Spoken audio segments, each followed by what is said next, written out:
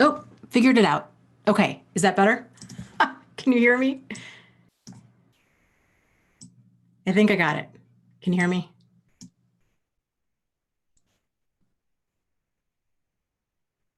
Yes. Okay, good. Okay, so as I was saying, as I was on mute, we were moving a bunch of stuff around today in my office because uh, before, I noticed when I was turning the videos into podcasts that it sounds like I am recording all of this from a cave. And we're trying to not have that be the case. So I put up, actually, it's a backdrop, but it's my favorite blanket in the background. And some of these like foam cube things to help muffle the sound. So I hope that it is better. And then I guess let me know if it's not. So hello, everybody. Actually, let me back up to the beginning because it was all on mute. This is a weekly live stream that we do. I am your host, Dana Morningstar. We do this pretty much every Wednesday night at 8:30 p.m. Eastern Standard Time. It goes for about 3 hours. So if you are new here, welcome. And if you are returning here, welcome.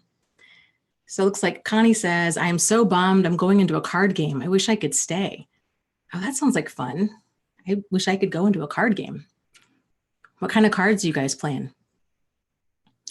Missouri Cowboy, Rob, hello. S. Edwards, C. Finn, Beloved Child, Ezrina, Blue Moon, Malta, Dandelion, Phoenix, Jane, James, lots and lots of people here tonight. Welcome, welcome. Samaya, I'm not sure if I pronounced that right.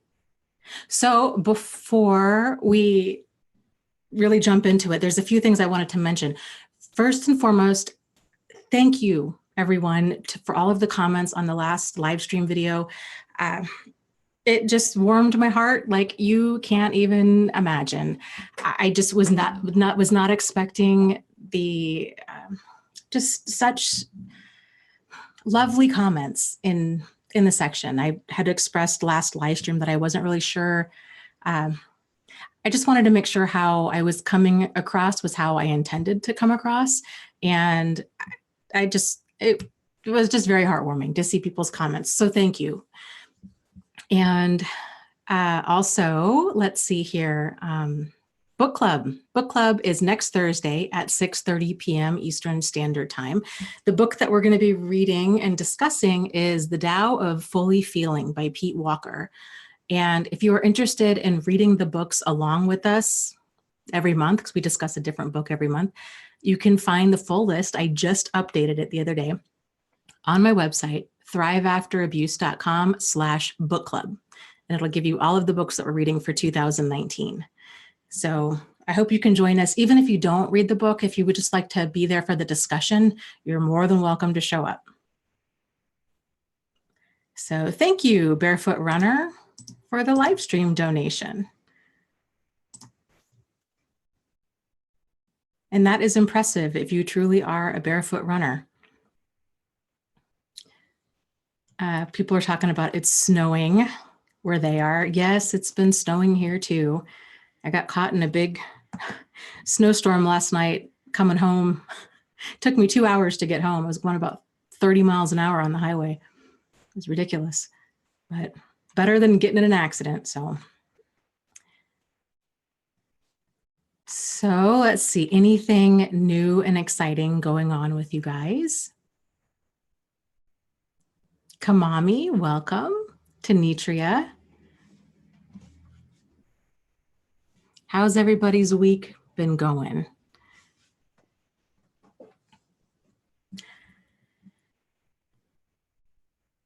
Thank you, Rob. He says, I was so happy to see all of the kind words about your stream too, Dana.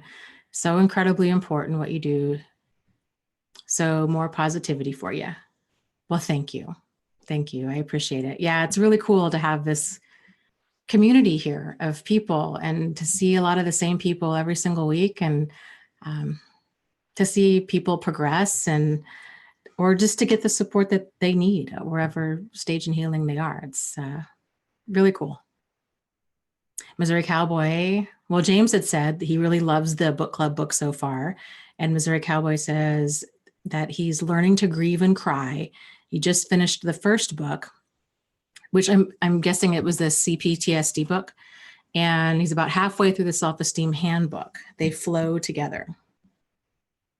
Yes, yes. And we're actually part of the book club for 2019. We are going to revisit some of the books that we had read in previous years, because I don't think I ever made a live stream video about them. It was before, I think it might have even been before I started doing live streams. It was that long ago. So it's, you know, it'll be good. So we're redoing The Body Keeps the Score, and we're redoing the Pete Walker CPTSD, I think from Surviving to Thriving is his book, his first book, if I'm not mistaken. So those will be good discussions. And let's see, Karen says that she checked out The Amazing Randy. So cool. Yeah, isn't he interesting? And I really wish that there was a show that did that nowadays. I think it's so needed. And, you know, it's so interesting with the internet. We have this wealth of information at our fingertips, but it's also that much easier for people to get scammed and for people to get caught up in all kinds of stuff. It's a lot of it. I really feel it's like the cults have gone online. Whereas before you kind of had to move to a place that was in the middle of nowhere, and, you know, cults may have gotten at the most a couple hundred people, but you've got some real strange stuff brewing on YouTube, and it's, you know, tens, hundreds of thousands of people. It's really wild. Let's see. Tanitria says that she looked at the solar eclipse Sunday night. Very calming to look at creation. Wasn't it a lunar eclipse? I guess either way, I missed it. I didn't even know it was going on. So was it cool? Those events just add so much mystery and magic, I think. They're just so spectacular. Okay, C. Finn. Let me scroll up here. Says, it's been a rough week. I feel like let me scroll down. I feel like I learned something about the cycle. I feel like I learned something, then cycle back around to wondering if it's all my fault, which I know it's not, but I just get stuck there. I think that's really common. And it can be really difficult to I think, see things clearly, especially if you are being blamed for everything. Getting tangled up with a person that has a very pathological, problematic understanding of the world and their place in it and other people's place in it is very, very confusing. And especially when some of the things that they say, there can be a kernel of truth there. You know, like you, as my common example, you forgot to buy ketchup at the store. That's why I yelled at you. You didn't do X, Y, and Z. That's why I hit you. That's why I cussed you out. That's why that's why I cheated. That's why I did all of these terrible things. But normal, non-pathological people understand that behavior doesn't work that way. So it's like, okay, I forgot to buy ketchup, but that doesn't make you screaming at me okay. It doesn't make you cheating on me or, treating me terribly okay. Normal, decent people have conversations about that. They work towards, finding a solution. They don't scream and they don't get screamed at and get yelled at and cheated on and all kinds of nonsense. So it's not you, it's them. And they're going to continue because it's that attitude of entitlement because we all have these moments, right? Where somebody cuts us off in traffic and we want to, flip them off and yell at them or, I don't know, key their car or, do all these kinds of terrible things. But we are able to control those impulses. And we also realize if we were to do that we're responsible for our behavior.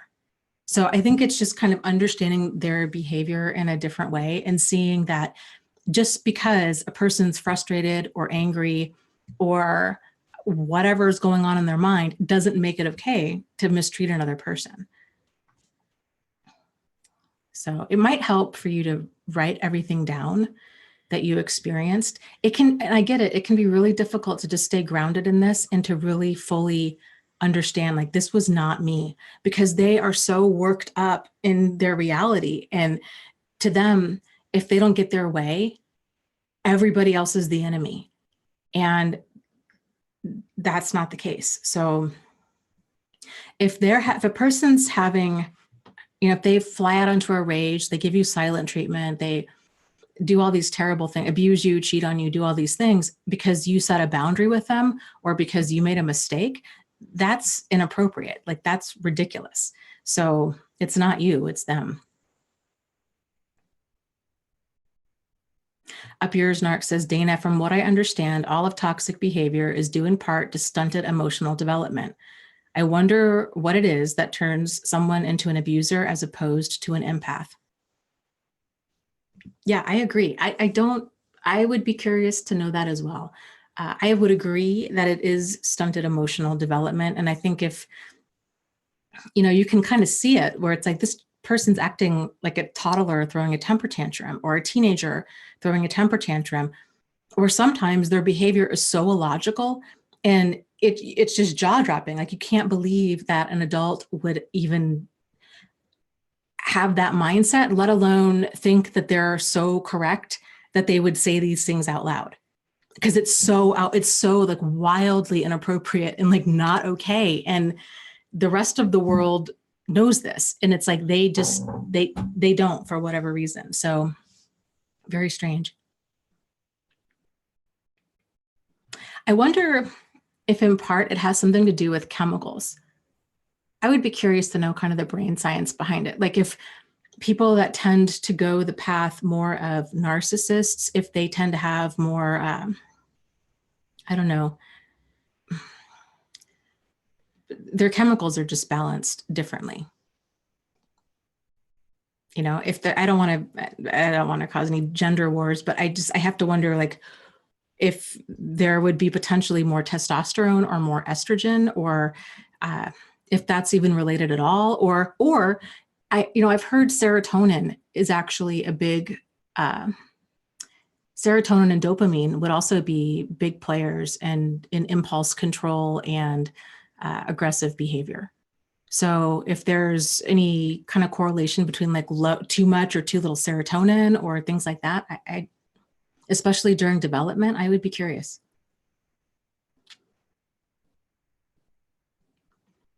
Okay, let me scroll up. High quality distraction, welcome, you made it. And see, Manju, I haven't seen you in a while. Hi, welcome. Oh, let's see, there was Mala, yes. I'm glad you made it as well. So I know you were trying to get on here for a while. Okay, Mala says, tell me what I need to do to stop attracting narcissists. Okay. You guys have probably heard me talk about this before, so we'll just cover it again because it is important, and I think it is something that most people struggle with. It's less about who you're attracting, and it's more about who you're attracted to and who you allow to stay in your life. So there's many things that a lot of us who continue to have this pattern of problematic people in our life, there's a lot of things that we, like, gaps in our knowledge that we tend to not have, or I should say gaps in our knowledge that we do tend to have. So, and it's those gaps that tend to kind of turn into potholes over time, and we continue to keep falling in them. So a big part of it is, especially because you were saying you grew up with a really narcissistic mother. If a person is raised in an environment where there's not a real solid understanding of what appropriate love and affection and attention is, and if they've been continually told that what's problematic isn't problematic or it's their fault, their radar it's going to be really skewed. So having to it's important to relearn what's healthy and what's problematic as far as like your interactions with other people go. So learning to understand when you're being mistreated is a huge one. So if we struggle with, I think, fully being grounded in our reality, and it's easy for us to not be. If other people are saying, oh, it's no big deal, you're just blowing things out of proportion, you're hypervigilant because of your past, because of your mother, because of your ex, so on and so on, it can be really easy to get knocked off balance if we're not firmly grounded in our reality. So that's a big thing right there. So learning to know when you're being mistreated.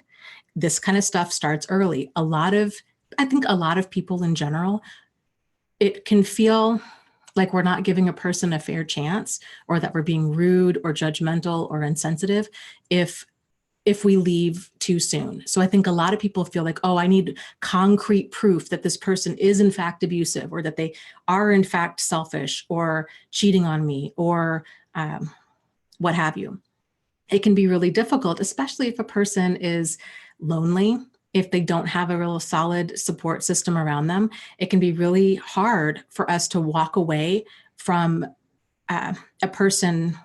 It can be really hard for us to walk away from people in general, but especially if that person's really charming, they're giving us all of this attention, all of this affection, they're really seeming like they're this perfect partner. Of course, a person's going to doubt, they're going to wonder, is it me? Is it them? Am I reading the situation clearly? We're going to fall into a lot of that cognitive dissonance, because we're basically hoping that we're misreading the situation clearly, because we don't want to walk away from them, because especially if we're making them our whole world, which tends to happen if we don't have friends and hobbies and a pretty decent support system around us. And it's hard if you make this new person your whole world. Excuse me.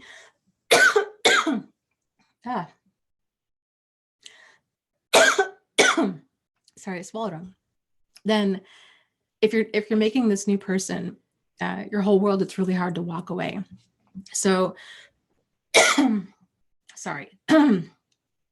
So the need for concrete proof, misreading, not being able to effectively read people's intentions. So a lot of it early on, it's confusing that intensity for sincerity. It's misreading that love bombing for love. It's it's us willingly jumping into that whirlwind that they tend to create. It's moving way too fast. It's letting them set the pace. So, and a lot of that goes back to, if we don't have that solid social structure in place, that support system, when we've got nothing better to do, they want to see us every waking moment or talk to us. We're very quick to comply, and we're excited about that. And that's a problem. So those really are the biggest things. If you have a solid sense of your reality, if you can tell, and not even necessarily tell, I mean, yes, being able to tell when you're being mistreated, but having the boundaries and being able to apply them is huge. So it doesn't matter. We don't need to figure out what their intentions are. We don't need to figure out if they're a narcissist. We don't need to, nothing. All we need to figure out is, how does this feel? Is this okay with me? Like, the way that this person is treating me, is this okay with me?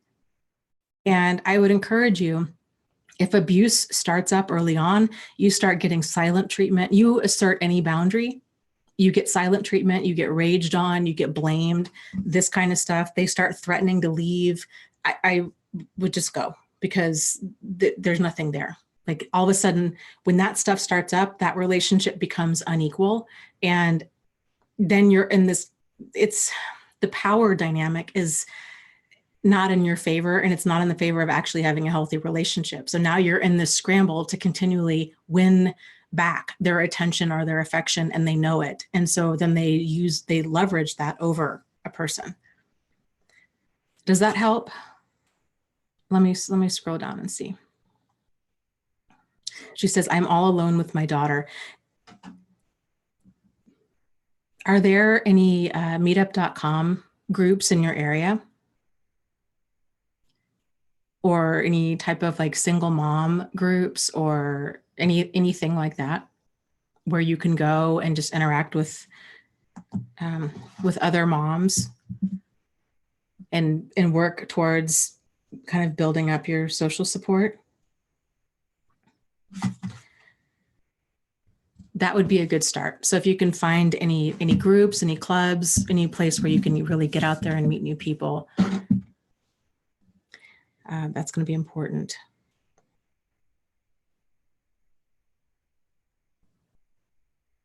Ooh, that's a good question. Manju says, how does one stop being jealous when there's nothing to be jealous of? My guy isn't a narcissist. I guess, what kind of stuff are you jealous of? And were you, I guess, yeah, what kind of stuff are you feeling jealous about? And are you guys able to talk about it?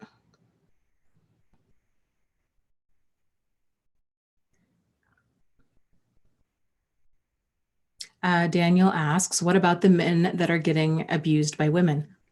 Well, there's quite a few on here tonight. It's a thing, and we do talk about that here. So if you have any questions or comments or anything that you'd like to discuss, feel free to hop in the chat. Yeah, narcissism doesn't know a gender, and it doesn't know a relationship status. It can be a significant other. It can be if you're straight or gay or any religion, any nationality. It could be a parent, a sibling, a boss, a coworker, a quote unquote friend, a next door neighbor, you name it.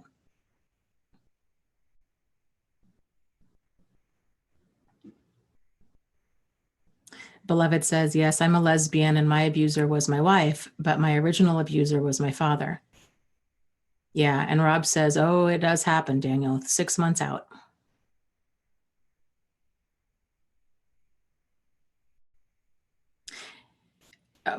So that's quite the name. I'm not even going to try to attempt the last name. Miodrag? I might just say Mio because I don't want to slaughter your name there. Says it starts with your mother, and then after that, you are a magnet for personality disordered women. Well, it starts any parent. There's lots of women out there that'll say it started with, well, men and women. Sometimes it's their father and sometimes it's their mother. And it's amazing. So those problematic behaviors we can pick up and carry on from either parent. So, and the big thing too, I think to understand is if it's to figure out how these problematic people are getting in our life, because there's something there that we need to examine. And this is a point that I really try to hammer home, because I see a lot of people, myself included at one time, where they come to channels like this and they're really focused on, okay, it's men, problematic men in my life. And guys tend, straight guys tend to say, oh, it's women, problematic women. And then they figure, okay, I'm just going to stop dating. That's it. Women are the problem or men are the problem. And then that's it. But then as their understanding of all of this tends to grow, they start to realize, actually, you know what? I've had quite a few of these people in my life. I've had them as coworkers. I've had them as bosses. I've had them as, quote unquote friends. And they didn't identify it before because their radar was only set to scan for people that they were dating. So it's really important. And that's fine. If you want to swear off dating, that's fine. I'm not trying to talk you out of it. It's just really important that you expand your radar so you can see this kind of behavior when it does surface in other areas of your life. Because odds are these people are out there. There's tons of them out there. And it's just really important that we're able to identify problematic behavior for what it is so we can start working towards responding to it appropriately, and as sooner than later.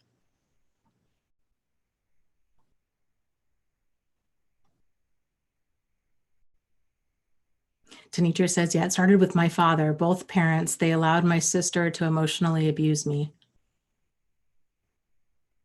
And Beloved Child says, I have a narc coworker who is a woman and another who is a man. They're both abusive. Yeah. Yep. They're out there. I had a friend when I was in junior high and high school. I didn't identify her behavior as abusive because we weren't dating.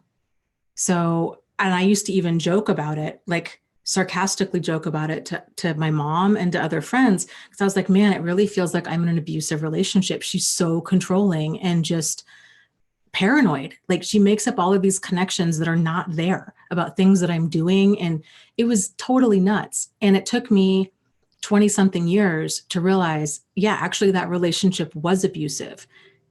Even though she was just a friend, it was still incredibly abusive. She was controlling, she was possessive, she was jealous, uh, demanding. Talk about walking on eggshells. It was just absolutely awful. So yeah, seeing the behavior when it surfaces is important. Okay, let's see here.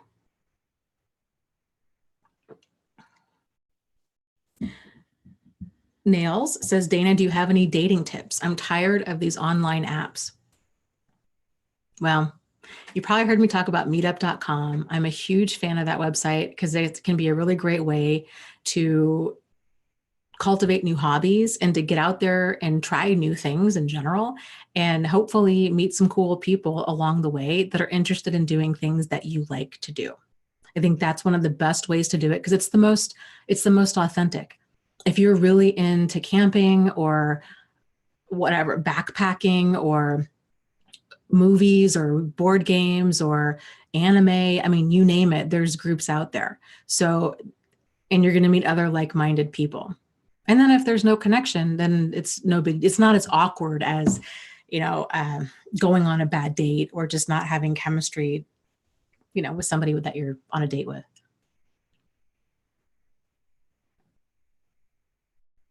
Okay. Let's see here. But as far as online dating goes, 20 years or so ago, the number of dishonest scammers, sociopaths out there online, it was very few. I mean, I had a friend who had I met my ex-husband online, and he didn't have a picture up. I don't think I had a picture up. We just connected through, common interests and, just things that he'd put in his profile. And I didn't think anything about meeting him out. We met at a bar and had a drink. Didn't think anything about that. Didn't think, oh, I wonder if this guy's legit, or wonder if he's, dangerous or any of that. It was a totally different space, 15, 20 years ago. Whereas now there's so many scammers out there, and there's so many married people looking to cheat, and there's just predators and just all kinds of stuff. So you really, really have to go slow with online dating and not fall too hard, too fast, because there's those kinds of people that are looking to cheat and they're looking to scam you. They're going to tell you everything that you want to hear. So it can be absolutely heartbreaking time and time again to feel like, oh, this person is so amazing, we have this amazing connection, and then you find out they're married, or you end up having sex with them and then you never hear from them again. Or they start asking you for money. Like this kind of stuff, it's just heartbreaking. Like I was saying, I had a friend 15 or so years ago. She had met a man. She's in Michigan. He was, I think, in California. And they had this long distance romance thing going for a long time. And it turns out he wanted to get married. She didn't. And so that's why one of the reasons they broke up. But then she began doing online dating again and has gotten tangled up with one scammer after another. And it's because she's lonely. And it's because she keeps falling for all of the finessing that they're doing. They're just telling her everything that she wants to hear. And of course, they've got these, really good looking profile pictures, and they just sell her the fantasy. And it's heartbreaking for her to see her go through something like that. And it's got to be, I'm sure, 10 times harder for her. So, okay, let's see.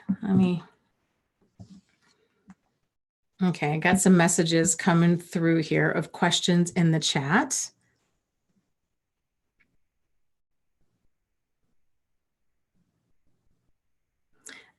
There's a question from Agata who says, how to deal with the need to speak the truth when we can't say the truth because it will injure the freaking narcissist's ego.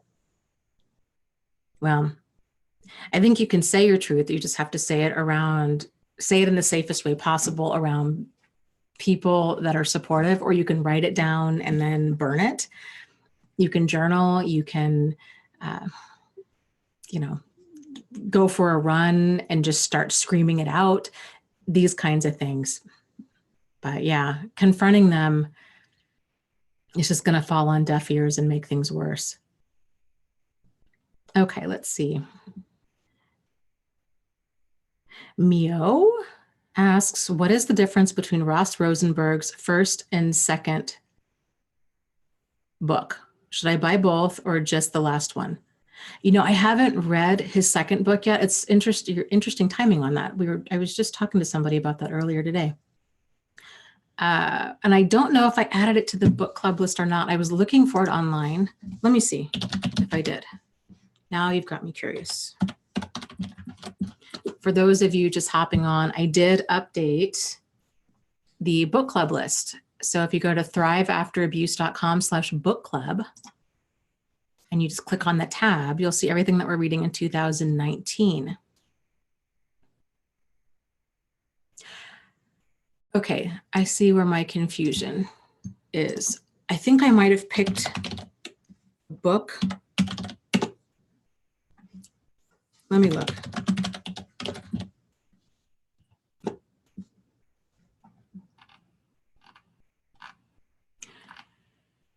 Okay, why am I not seeing his second book? I see the Human Magnet Syndrome.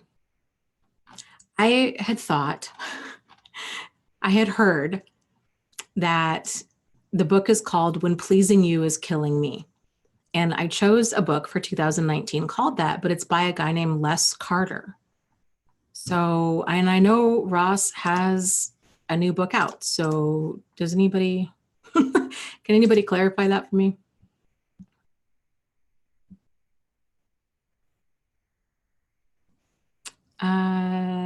Let's see.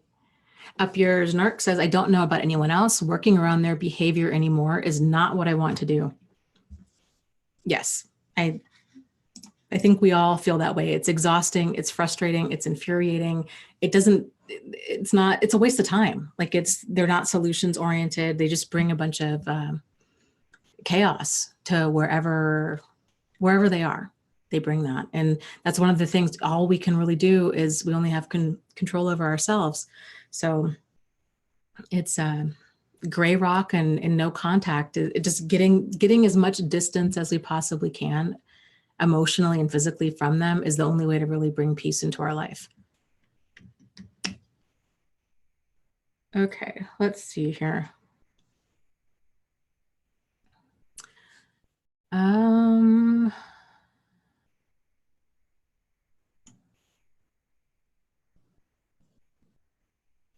Let's see, let me scroll up. Cha-cha-cha. Let me check my messages here.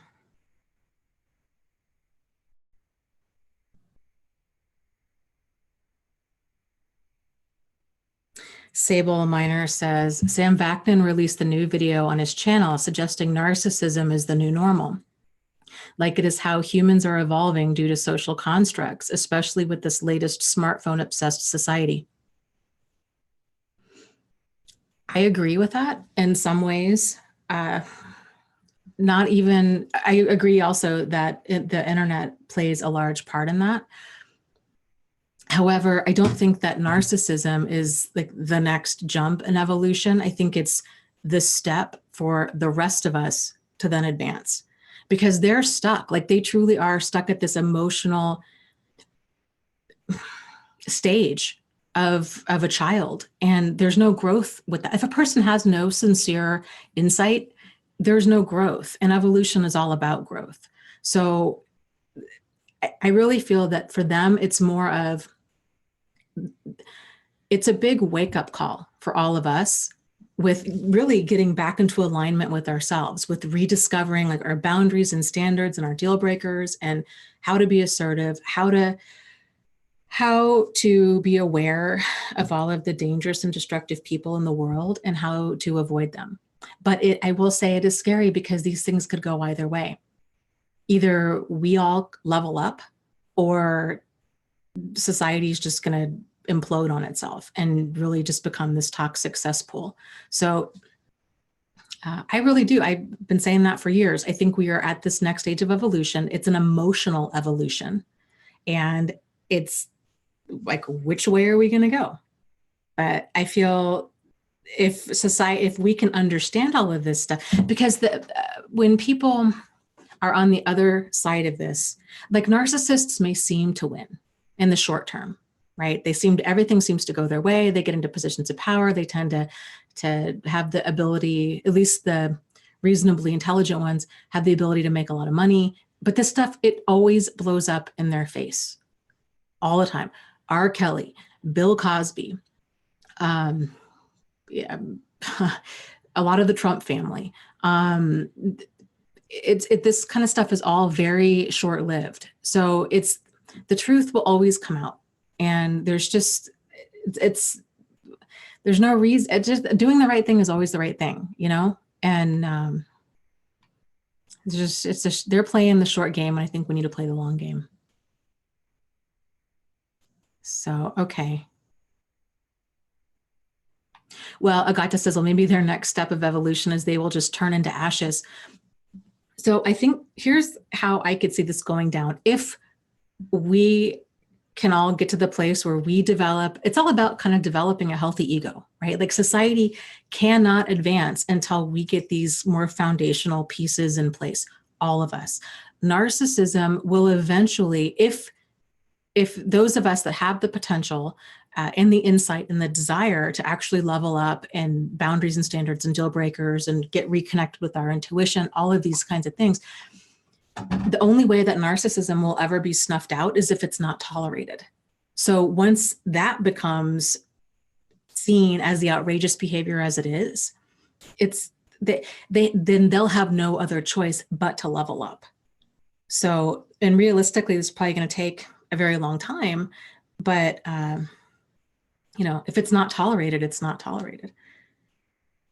So, okay. Up yours, Narc says, Dana, that's exactly what I'm talking about. We need to level up. Sometimes we do things because that's how we've always done them.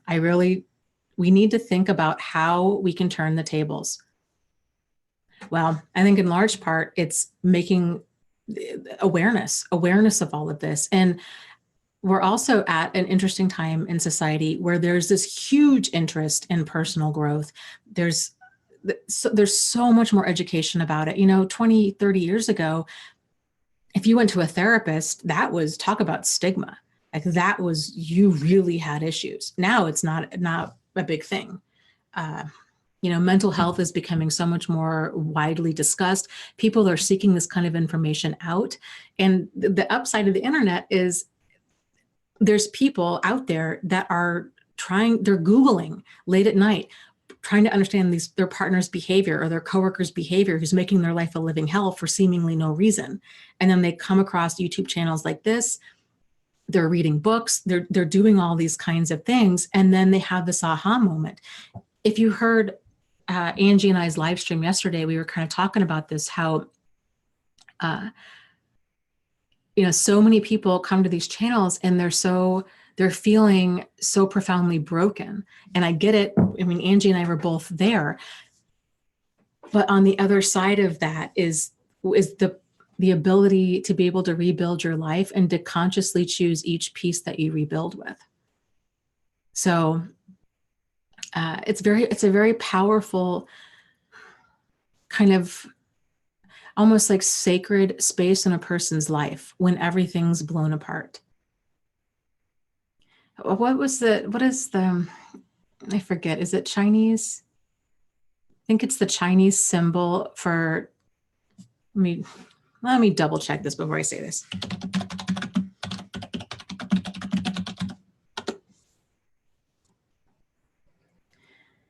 Is it the Chinese symbol for chaos is composed of the characters for danger and opportunity.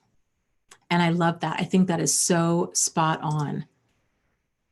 And that's exactly what it is. There has to be this kind of churning of the waters in order for us to do something different. And it can feel like such a tightrope, because trauma and chaos can really pull you into that danger zone. It can really bring out the worst in a person. It can make a person, getting pulled into that darkness can bring out so much pain and bitterness and anger, and it can be easy to get stuck there. But if we can just make the conscious decision now to use everything that's happened to us, every single painful experience that's ever happened to you, to make the declaration that you're going to use this for your highest and greatest good. You might not know how, and that's okay. But just make that declaration, make that your North Star. Like, I'm going to head in that direction, because what's the other choice? To have it ruin your life? Don't, right? Like, just take that off the table. And I really do feel like making that conscious decision, it's amazing how your brain starts working when you're sleeping, when you're in the shower, when you're making a sandwich. All of this downtime, your brain is thinking about, how can I use this for my highest and greatest good? How can I use this for my highest and greatest good? And then once you get yourself, that's where that leveling up happens. And then once you get to that place where you're using all of these painful experiences for your highest and greatest good, then you can start using them for the highest and greatest good of others. So for example, John Walsh, if you guys remember that show, America's Most Wanted, he had a son who was a young son who was elementary school age, who was kidnapped and brutally murdered. And in time, when he was ready, he decided, he poured all of that. He had, I believe he started a foundation for his son to help other parents who had children that were kidnapped or murdered. And then he started America's Most Wanted and began helping other people to put these people behind bars. So that's one way. Another way would be, let's say, for example, you have a good friend who really loves the outdoors, and they die in a car accident. And you're kind of just stuck with this pain of, I don't know what to do. I don't know how to really effectively grieve their loss. I'm just angry and I'm sad and I'm bitter and I don't know what to do. Sometimes channeling that into something good of, okay, maybe I can start, I can donate funds for gardening. I can go, I can plant a tree in the backyard that reminds me of them. I can do some sort of activity that's for like the highest and greatest good of everybody in their name. You know, so if they love camping, you could potentially go buy camping supplies for all your local Boy Scouts or Girl Scouts. These kinds of things that you know that they would look down and they would smile. And so much of this transmuting all of this pain and giving it into a positive purpose, it really does help to lessen the pain because you're giving it an outlet.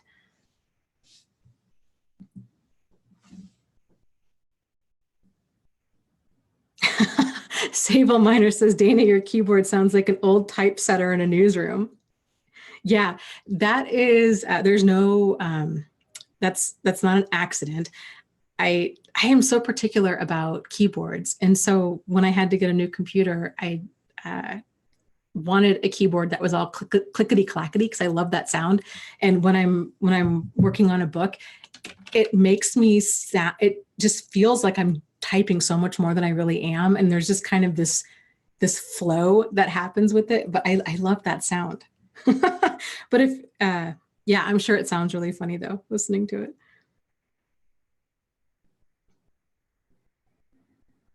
Okay, let me see here.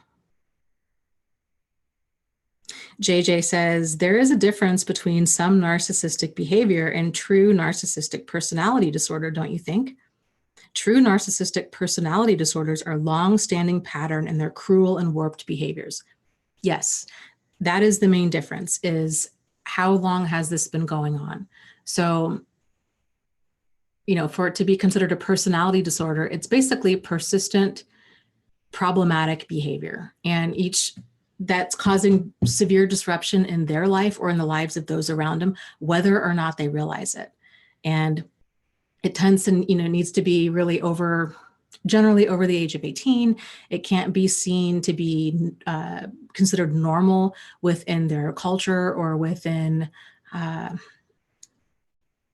basically within their culture, or you know, for a lot of teenagers have really narcissistic or even kind of sociopathic behavior. A lot of them lie and they sneak out and they do all kinds of stuff. But is this enduring behavior? Is this been going on for a really long time? Has that lack of empathy, that lack of remorse, you know, this kind of blinding degree of selfishness? True NPD tends to be more like grandiosity is a pretty defining feature. But for those of us that have experienced a wide range of narcissists, that's not always the case. It's really wild when you see it, because again, it's one of those things, like, it's one thing to really think, I don't know, it's one thing to have kind of grandiose thoughts, I guess. It takes it to a whole nother level when a person actually articulates that and just doesn't see any problem with that. Like, I don't know. I guess it's the part where, like, it's weird enough that you think that you're as smart as Einstein, but it's another thing for you to say that out loud and think that other people would agree or not see that that's a little full of yourself. But yeah, I guess the point I wanted to make is, yes, while there is a difference between, is this an event or is this a pattern, right? And how long has this pattern been going on for? It's important for us to, this is where boundary standards and deal breakers come into play, because it doesn't matter. Like, we don't need to figure out, okay, well, does this person, quote unquote, only have a sex addiction, you know, or are they a sociopath? Like, if they're cheating, if your boundary is, I am not going to be cheated on, then that's your boundary. Doesn't matter. It doesn't matter. Like, the rest of the stuff really doesn't matter. It can be validating to be like, yes, this is in fact your ex sounds, or your husband or wife or whoever sounds like a sociopath.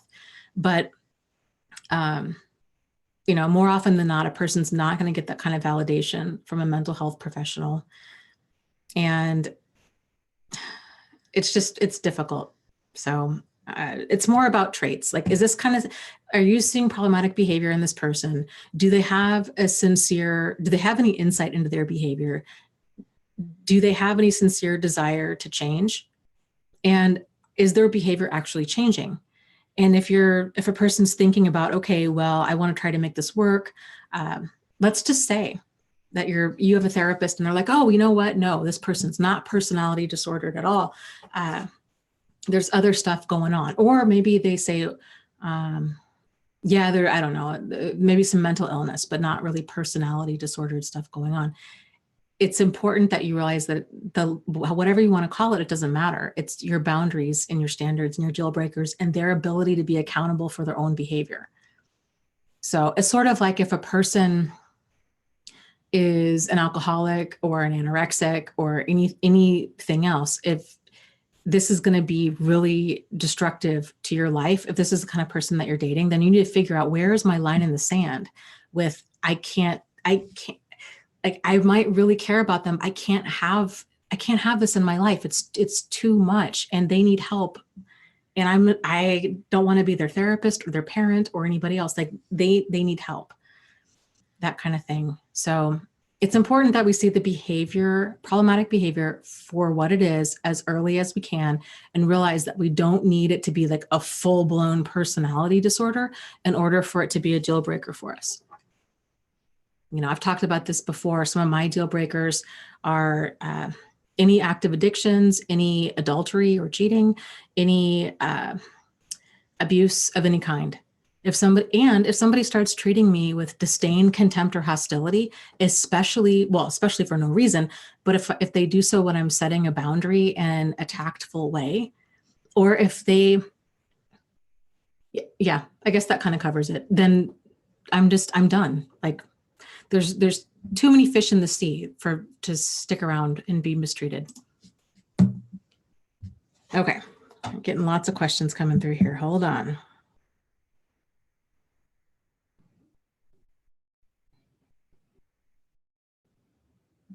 Nails says, Dana, can you comment on covert narcissists? I did not see the grandiosity in my ex as obvious as I have in other people that I've cut out.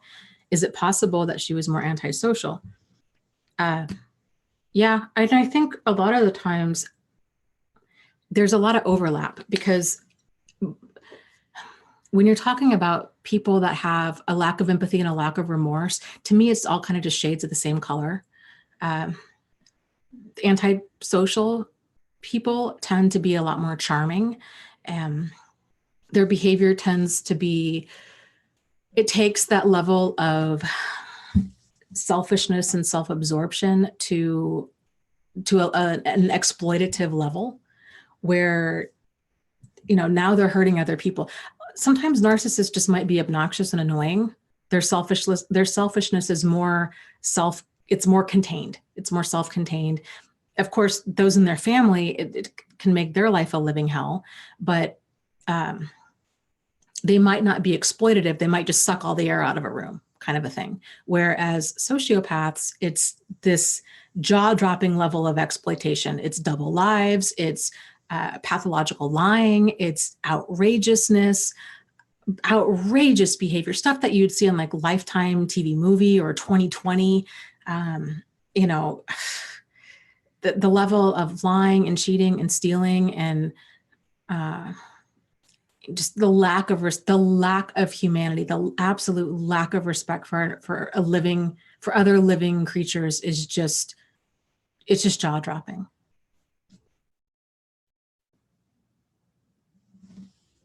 Oh, you know what? I might have read that question wrong. Sable. Hold on, let me scroll back. Sable, I think that was the question that you had just asked about covert narcissists. You had said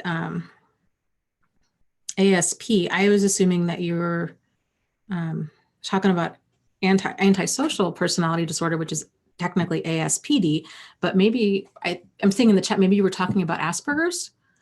But I don't know. People, and we have this conversation a lot in here, people that are on the spectrum tend to not interpret social cues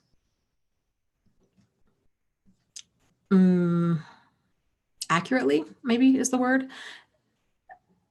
So there is some kind of just behavior that's a little bit off, but there's not that maliciousness, there's not that lack of humanity present, and there's not this level of, they tend to be more kind of, what would be the word? It's sometimes withdrawn, but just more kind of turned inward. Like there's just not this connection to the outside, to other people. But it doesn't, I can't think of one person that I've ever met that's been on the spectrum that's anywhere close to narcissists or sociopaths. Not to say that couldn't happen, but generally it's two very different things.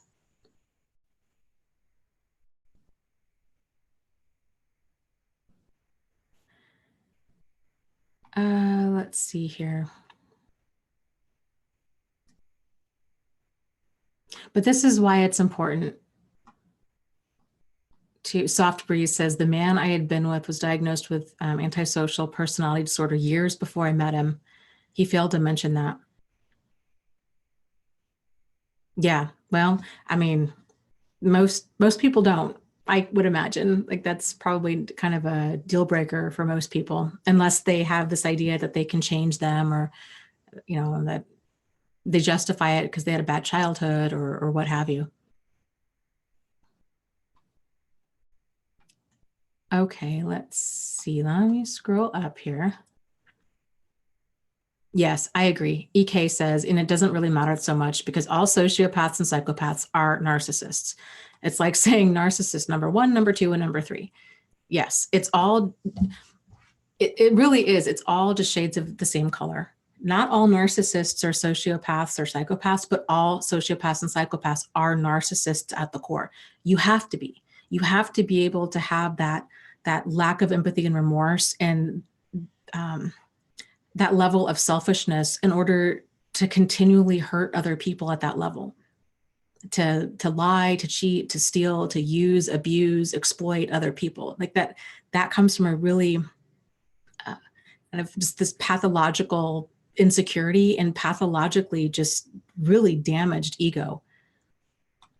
That's not even in the realm of healthy. Okay, let me scroll here and get back to some questions. Farah says, what happens when you realize this about them, but they won't let you go, although you're not married or have kids?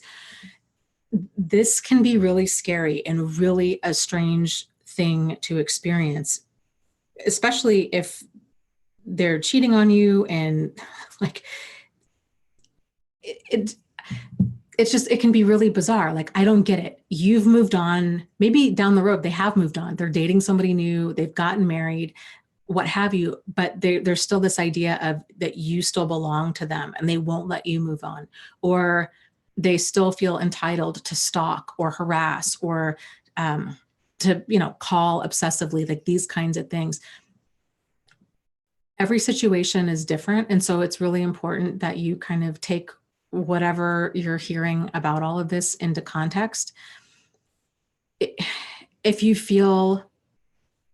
feels safe enough for you to block them, I would encourage you to block them.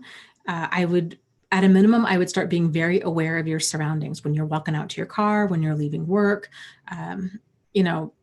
these kinds of things. I don't know if this person's following you or what exactly are they doing. But sometimes it does come down to, sometimes people just have to kind of fall off the radar, where they have to change their phone number, their email, all of their social media. They have to kind of lie low. Sometimes people have to move far away because you're not dealing with a reasonable, rational person. And I know it's not right and it's not fair, but it is what it is. And we have to be self-protective because sometimes they just don't stop. Farah says he's doing a lot of hoovering and love bombing. Can you block him?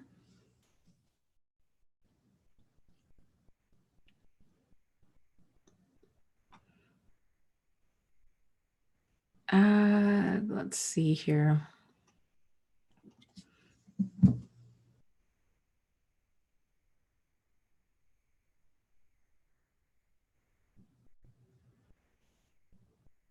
Tara says, Chris Watts was a piece of work, eh? Yeah. Yes, he really was. And that's, the more that case unfolded, the more, you just kind of think it hit a new low. And then you find out, no, there's still more. Oh, no, there's still more. Oh, my God, no, there's still more. And it's just, that's the thing. When a person has no empathy, like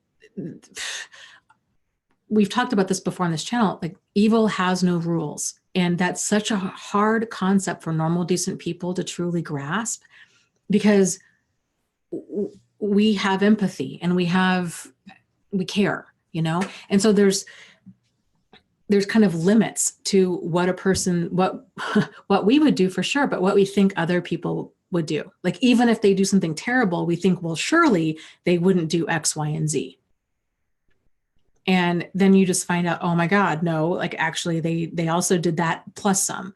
It's just, it's so difficult. This is one of the things too. If a person's feeling like they're in danger, it's so important that we are not projecting our moral compass onto them, that we're thinking, well, surely they wouldn't, I've got a restraining order on them. And let's say they're a very successful professional. Surely they're not going to risk going to jail and losing their job over stalking me or harassing me. Surely they wouldn't bother me now that they're remarried. Surely they wouldn't harass, show up at my house. Like, they're so unpredictable because they're so impulsive, and their actions don't make any sense because they are stuck at that real immature emotional stage where it's so moment to moment. It's whatever they want in the moment, whatever they feel in the moment. Lots of things, sometimes they're premeditated and they're planned out, but more often than not, it's just this off the cuff level of chaos that they bring with them. So I was reading this book a while ago, and I forget, it was kind of more on like Buddhist philosophy.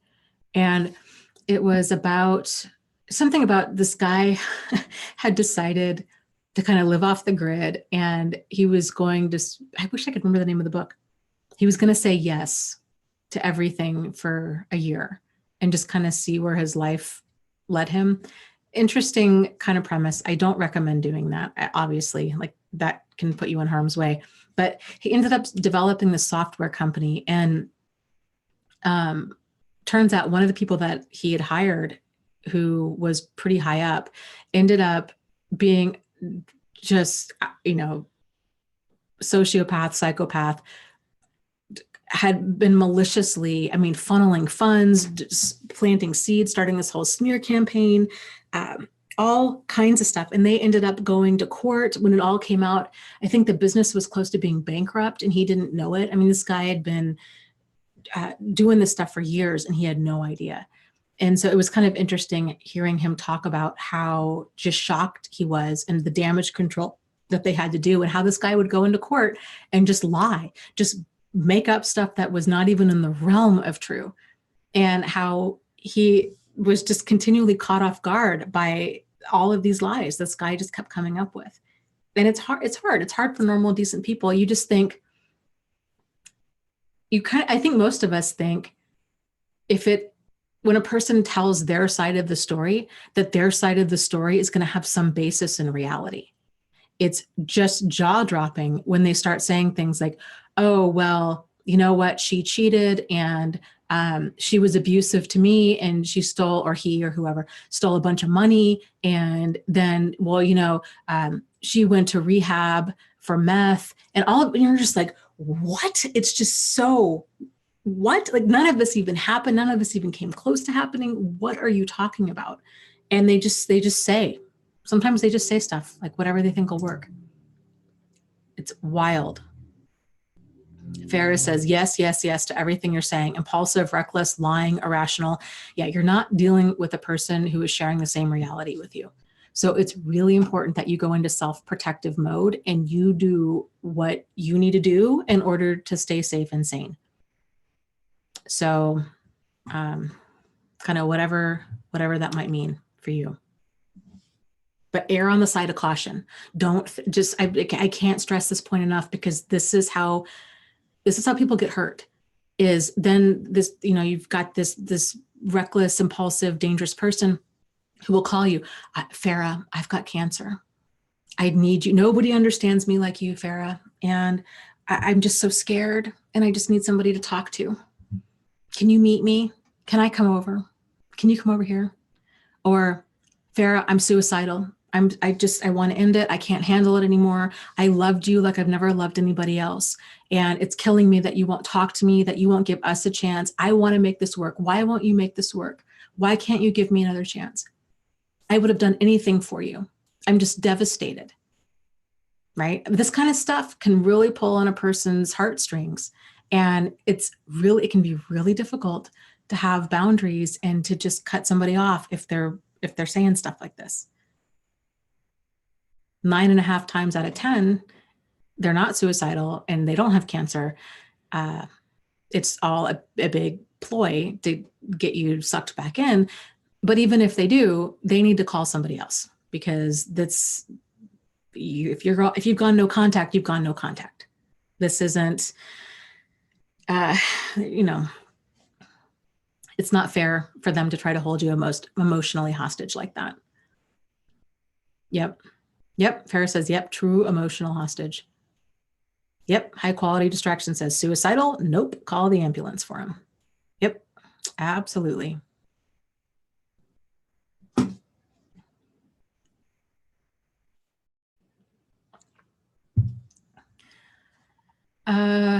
Let's see. Let me scroll up.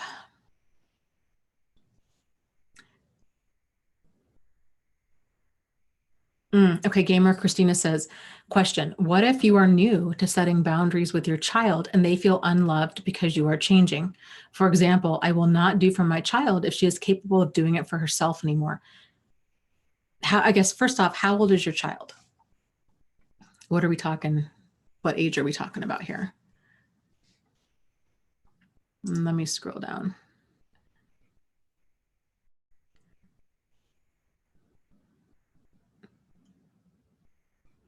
And see. Well, okay, I'm going to go ahead and start answering, and then you are 10 years old. Okay. So I would explain to your child, before I used to do all this. I used to do your laundry. I used to make your lunch. I used to do all of these things. And I think you're getting to the age where it's important that you start learning how to do this. And so you're starting to kind of do it gradually. So how about let's make your lunch together, kind of like training wheels. How about let's do this. You start the laundry and then, put it in the dryer when it's done and we'll fold it together. And then I'll help you put it away. So you're kind of like slowly moving in that direction where they don't feel punished, because last week you're like, oh, Cinderella, right? Like I'll do all of your laundry. I'll cook all, I'm going to make all of your meals or all of your lunch, your school lunches. And if you don't do your homework, then I'll do it for you. And, all of this kind of stuff. And then of course a kid's going to feel like, do you not love me anymore? Are you punishing me? Why are you doing this? They can feel really hurt by that. And I think explaining it to them in an age appropriate way of, I'm doing all of this because I love you, because I want to empower you. It's important that you learn these things, because if I do all of this stuff for you, then down the road, you're not going to know how to do it for you. So I'm not doing this to be mean or to punish you. I'm doing it because I'm trying to set you up for success and making it very clear. So because I think it's really hard for kids to kind of make, if a parent's continually taken on the responsibility of, in the morning when I wake you up for school, first off, I'm going to wake you up for school, right? Like if that's the routine of, they don't even set an alarm clock, like you're waking them up, but then you're coming in the room 10 different times. And then you're having to continually stay on them. And then, you're having to make sure their backpack is packed and they've got everything. And it's just this, and they're getting to that age where they can do a lot of this stuff themselves, making it clear ahead of time of, okay, I think you need to start setting an alarm clock. I'm only going to come in here. Let's say you've been going in there for 10 times before. I'm only going to go in here 3 times. And this is something that you need to start learning, because what are you going to do when you're 18 and you're in college? And you know what I mean? Like you've only got 8 years, kid, before you got to figure this out. So let's do this. I think that I'm going to come in here 3 times. And the more responsibility that you can handle, the more I'm going to give you. And you'll be very grateful for this when in a couple years, when you're a teenager and you see that there's a lot of your friends that don't know how to do all of this. And then if you do end up going to college, you'll be even more grateful, because there's going to be a lot of kids there that don't know how to do laundry. They don't know how to cook. They don't know how to plan their schedule. They don't know time management. They don't know how to do all these things for themselves. And so I want to just keep reiterating, I want to set you up to win. So this is what's going to happen. And then if they're running late for school, starting to do that countdown. Okay, we're leaving in half an hour. Okay, we're leaving in 15 minutes. Okay, we need to be out the door now. And it can be really difficult to say, yeah, you haven't brushed your hair, you haven't showered yet. And maybe even addressing this ahead of time. Saying, these are the situations I don't want to have. Like I don't want, because we're going to be leaving, or the bus is leaving at whatever time, and you need to be on it. If you miss the bus because, you gave yourself 10 minutes to get ready and, now you're all upset. If the bus is leaving, I'm not going to be driving. Like, I don't know how you would really do that. Like, I'm not going to be driving you to school. Like, you need to catch that bus. Like, this is no longer an option. And if they're all upset, well, I haven't taken a shower yet, or I haven't done this. It's like, well, there's decisions and then there's consequences. And then just kind of stair stepping them in that direction.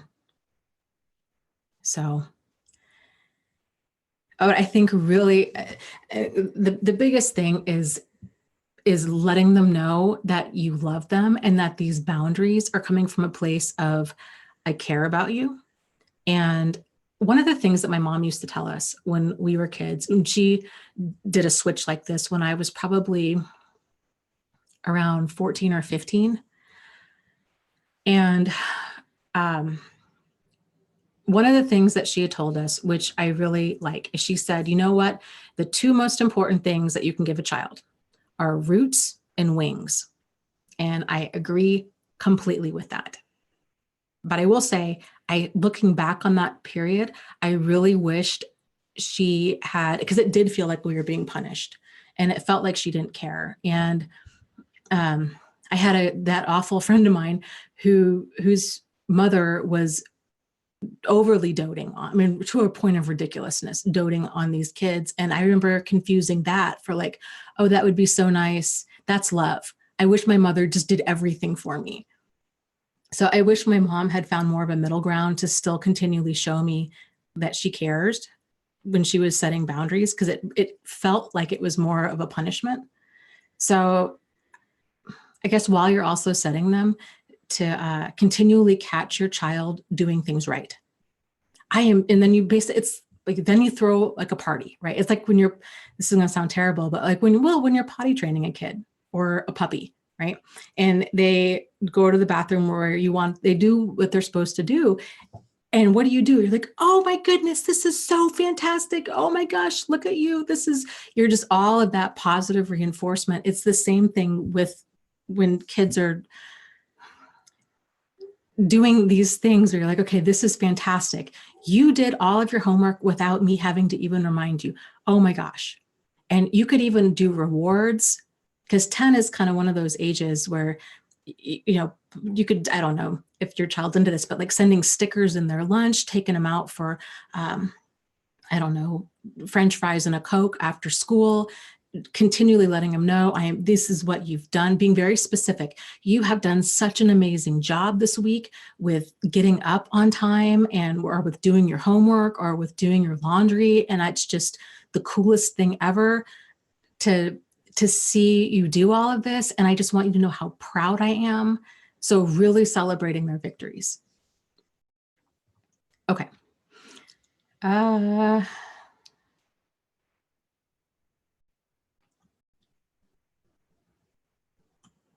Let's see.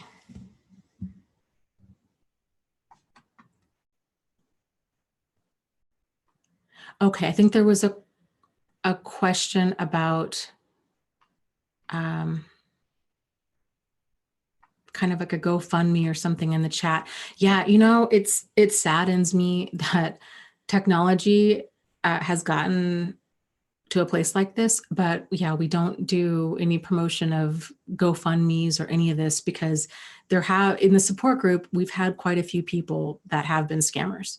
So we had to just nip that in the bud a while ago. And I'm sorry, it's totally nothing personal. And it's not that we're mean and heartless and cruel. There would be a lot of GoFundMes, frankly, for people in here. And it's been so problematic in the past.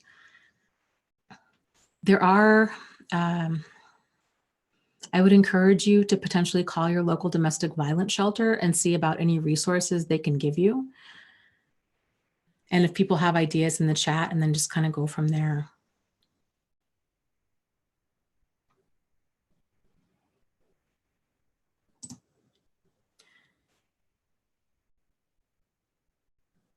Phoenix says, gosh, Dana, you have no idea how nice it would have been to hear all those things at age 10. Yeah.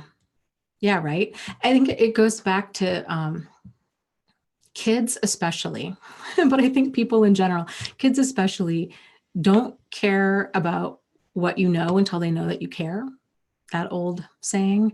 And it's so spot on. If it's coming from a place of just um, their highest and greatest good, they can usually sense that. And yeah, 10 is a good age to start kind of passing over some of those responsibilities and cultivating that. It's a lot harder when they're teenagers and they've had no boundaries whatsoever.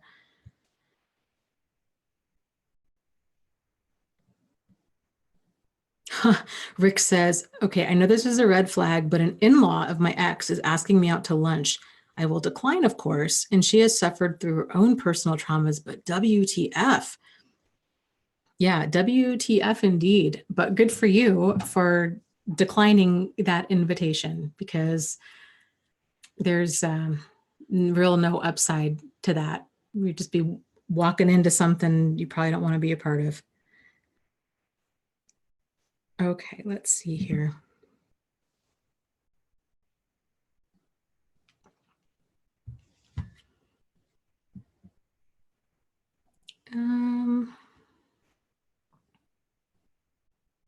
Okay, scrolling through some questions here. High Quality says, I need to get that Disney and movie theater nonsense out of my system. Are you talking about the fantasy? The fantasy of it all. It's difficult. I think, there's so much discussion in kind of the healing community about, it can make it seem like we have such skewed boundaries and that we're kind of pathological in our own right, but I really feel it has just been my experience. The vast majority of people out there fall into this kind of stuff. They fall into the fantasy, and it's not even necessarily only about relationships. It's about anything. We always have this idea of how there's always the fantasy of how something's going to be, and then the actuality, right? There's the theory, and then there's the application. And that's true with anything.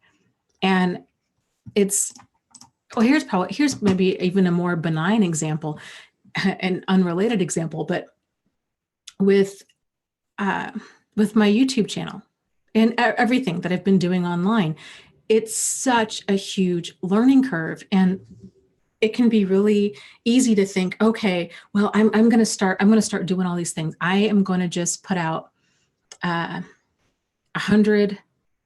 Oh, here's an example. A while back, I was like, okay, I'm going to put out a bunch of information, like those little images, not really memes because they're not funny, but like, you know what I'm talking about? Images with quotes or empowering sayings or what have you. I'm going to put a bunch of those on the internet. And so I was doing that. And then I had hired this gal to help make a bunch. And then she was putting them out there. And then because you don't know what you don't know, then this one gal had contacted me, and it was a quote from her book that the gal that I had making the images, she didn't credit her. She instead credited like my website. So it looked like I had come up with this, and I was horrified. And then of course, then you start realizing, oh my God, like what else is out there that's incorrect? And how can I rectify this? Because that's not what I want to do, right? So the point of that was I had to really scale back and be like, okay, there's gaps in my knowledge. How I thought this was going to go down. I mean, I thought it was a simple thing. We're just going to make a bunch of just empowering content, and we're just going to put it out on the internet, and we're going to put my website at the bottom. No big deal. This stuff is all over Instagram and Facebook and whatnot. Had things I hadn't even anticipated were going on. And the big lesson learned in that was, before you start making hundreds and hundreds of something, before you start doing stuff really big, start really small, and then do that for a few months, and then ride out that learning curve, because there's always a learning curve with something. How you think it's going to go, how it actually goes, are always two different things. And it could be you start a new job, right? You start a new job and you're like, oh man, this is going to be so amazing. I'm so psyched. This is so perfect for me. And then a few months into it, it's very different. Like the culture there, or the dynamic, or what they even want, your job description, like what they want you to do. And you're like, man, the reality of this is not what I wanted, and I got to get out of here. So it's just, it's good to go slow with stuff because it's easier to kind of pivot and adjust when we don't start all so overly committed into something, whether it's with a relationship. That's why it's so difficult if we're caught up in this fantasy of this relationship and we're emotionally invested, or God forbid, we've moved so quickly. Now we're living together and you've only known them for a few months. And then the fantasy wears away and you start seeing the reality. And it's like, this is not a fairy tale. This is a nightmare. Like, I got to get out of here. So everybody falls into that. It's just whether or not we see it for the fantasy and what we do after we see it. Okay, let's see here. Rob says, hi, Dana. Have you ever checked out Skillshare? Thanks for all your great work. I have not, but I'm going to put that in my browser now so I can check it out. What kind of a site? Oh, online classes. How fun. I love online classes. I did just sign up for Masterclass. That was my mom's Christmas present to me. So I love stuff like that. It's neat. Okay, Andrew says, so thank you for the recommendation, Rob. Andrew says, how can I tell if my mom is a covert narcissist or just extremely selfish and self-centered? I'm in my 30s. There was neglect in my childhood. And now, even now, when I see her, she always thinks about herself first. Well, this kind of goes back to what we were talking about earlier. Truly, like, it's more, I think, about identifying the behavior than really finding the label, because you can ask 10 different mental health professionals and get 10 different answers. And that can cause a lot of confusion in a person as well. So focus on the behavior. If it's extreme selfishness, because, and the reason being, I know that you probably want the validation of a label or of some sort of diagnosis, but it's the behavior is what's the most important to identify, because the behavior is what you have to develop a response to. So, and it's really kind of the same. If she is a covert narcissist, or if she isn't a covert narcissist, that doesn't change her behavior. It's really going to just change how you view it. So I always encourage people, err on the side of caution. If you had, just hypothetically speaking, if you had the validation of a label, and okay, yes, indeed, your mother is a covert narcissist, then what? Then what would you do? How would you relate to her in a different way? And then I guess the bigger question is, why? And I'm not saying this to be snarky. I'm coming from a place of sincerity, so something to really think about. If you would treat her differently, if that would really change your dynamic with the diagnosis, why is that? Because that in it, I will tell you, just from personal experience, that in itself is a problem. And this is what's I think everybody starts at the same point you are at right now, of it's this kind of very black or white thinking. Either they are a narcissist or a sociopath, and therefore it's a problem, and I need to go no contact, I need to do whatever with them. Or they're not a narcissist or a sociopath. They just have a ton of narcissistic and sociopathic behavior. They have no insight to their behavior. They're never accountable. They're not sincerely interested in change, and they're making my life a living hell. But if they don't have a label, then maybe someday down the road, they could change, or that things could work out, because that's generally the train of thought with that. And if that's the case, then that's a problem. And so our boundaries, our standards, our deal breakers, this kind of stuff, it should be universal, regardless of whether or not a person we know is personality disordered, or, whether they're not, kind of a thing.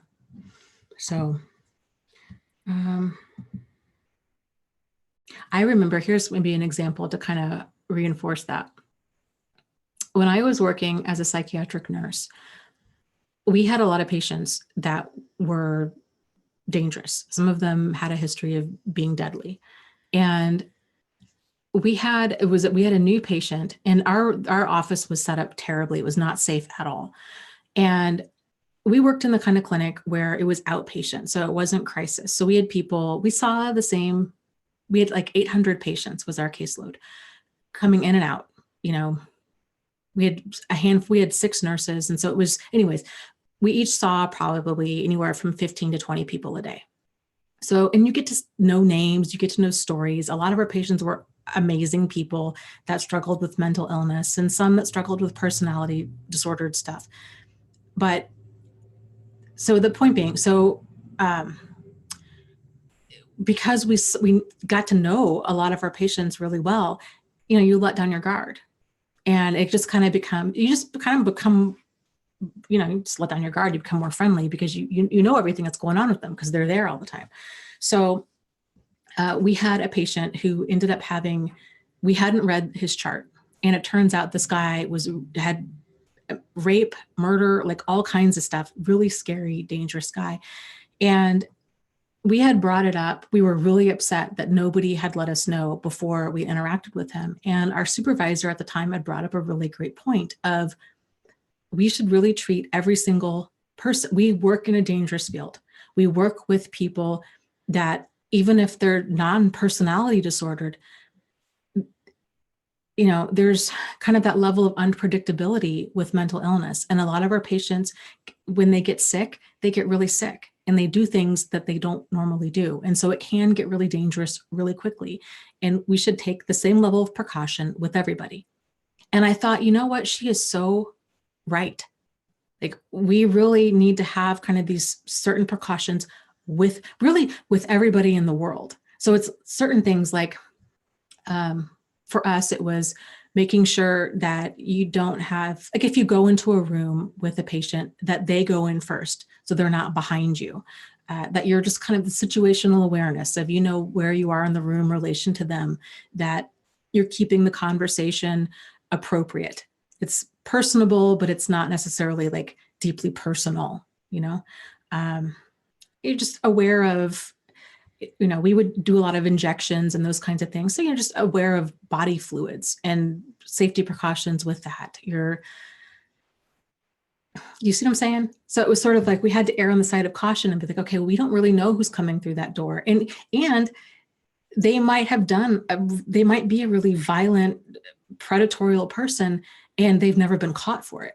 So just because they've done jail time for it, or just because they haven't done jail time for it doesn't mean that they're not a problem. So it's just kind of that universal precautions, I think, with interacting with other people, is erring on the side of caution, and just keeping not to be hypervigilant, but just keeping kind of your safety in mind. That's, it's important.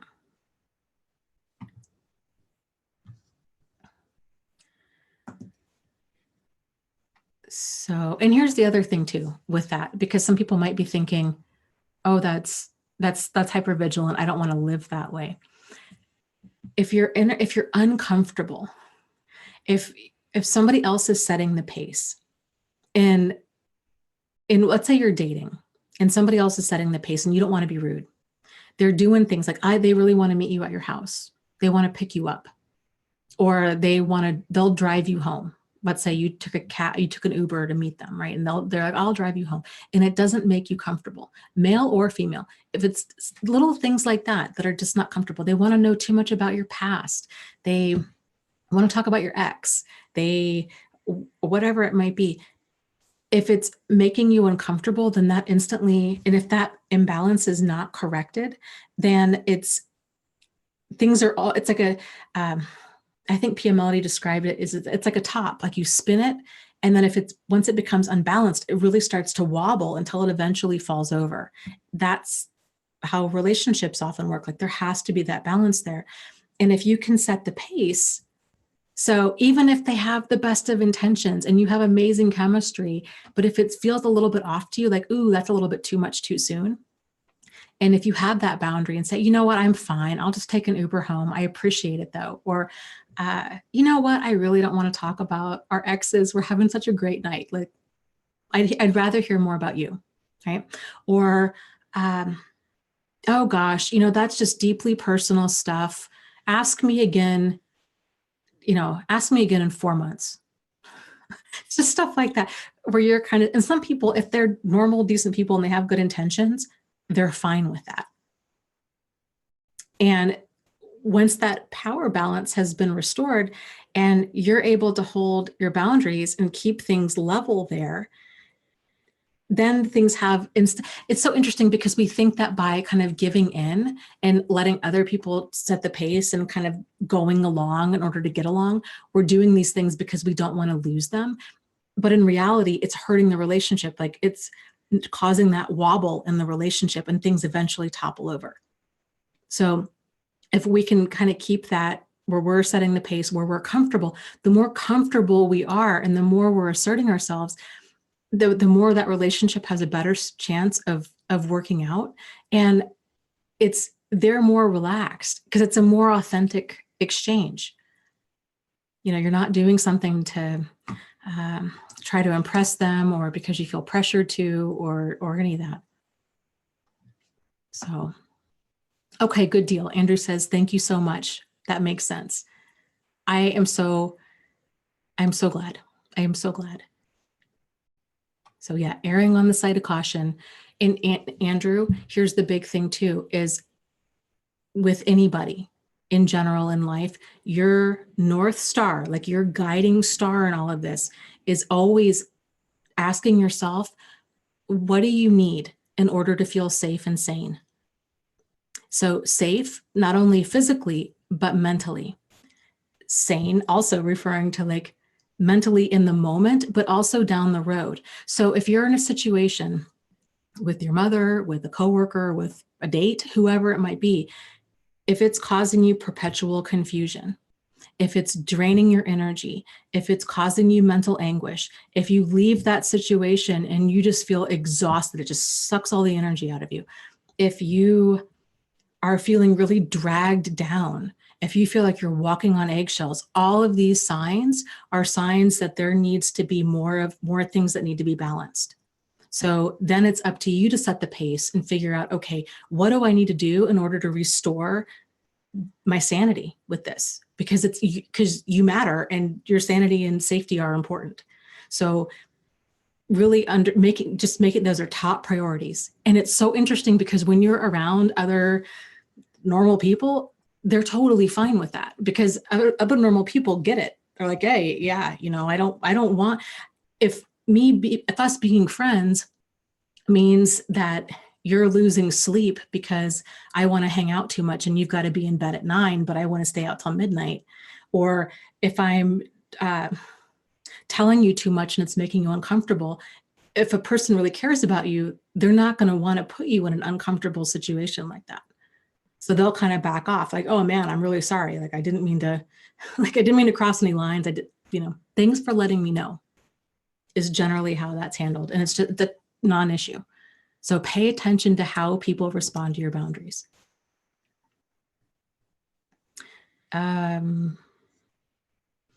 Sydney says, has anyone seen You on Netflix? No, I haven't. I've heard a ton about it and it is on my to watch list. I think we might be doing that this weekend.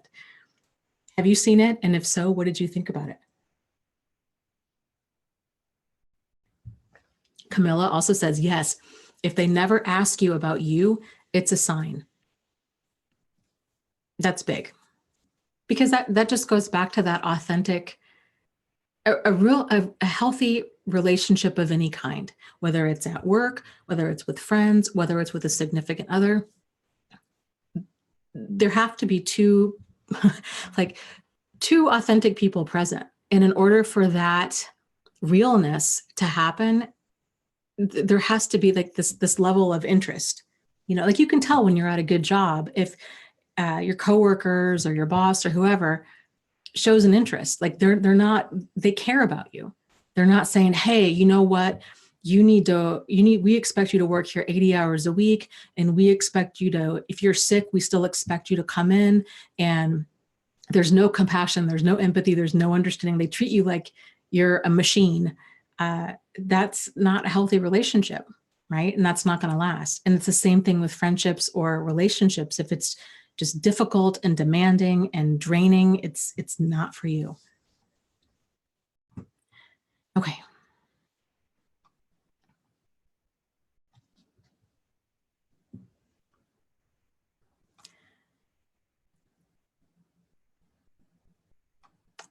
Hold on, let's see. Up yours, Narc. I'm not sure if I understand what you're saying. It says, Dana, I want people to know what's been going on. Oh, I see. Which will put me in danger, but so does the secret.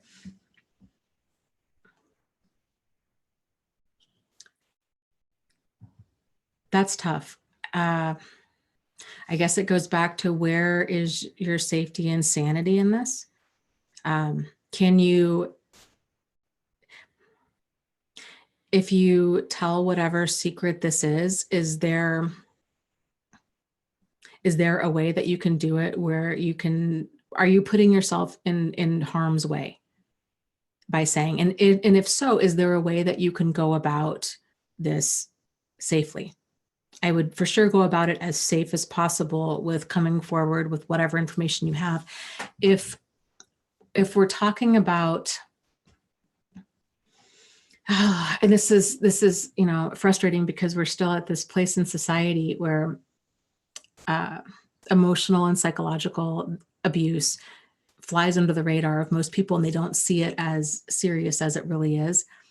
Sexual abuse and physical abuse, whether it was to you or to another person, I strongly feel this needs to be reported, especially sexual abuse. So I'm not sure what we're talking about here, but yeah. And that can be incredibly difficult because it's opening up doors, and a lot of family members, especially if it was within the family, that there's a big ripple effect to that. So I guess whatever abuse you're talking about and whatever dynamic you're talking about, I think kind of emotionally preparing yourself for potential fallout and kind of rehearsing ahead of time, how are you going to handle that? And what could the potential cost be? And then finding support if you do decide to come forward.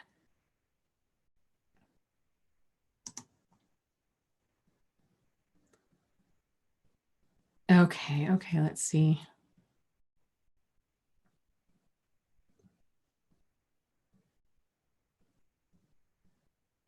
I agree. Alcuda Babe says, I think sometimes we are conditioned to be so polite that we don't say no or set boundaries. Yeah. And men and women, I think, struggle with this kind of stuff in different ways. By and large, I mean, that's kind of a generalization, but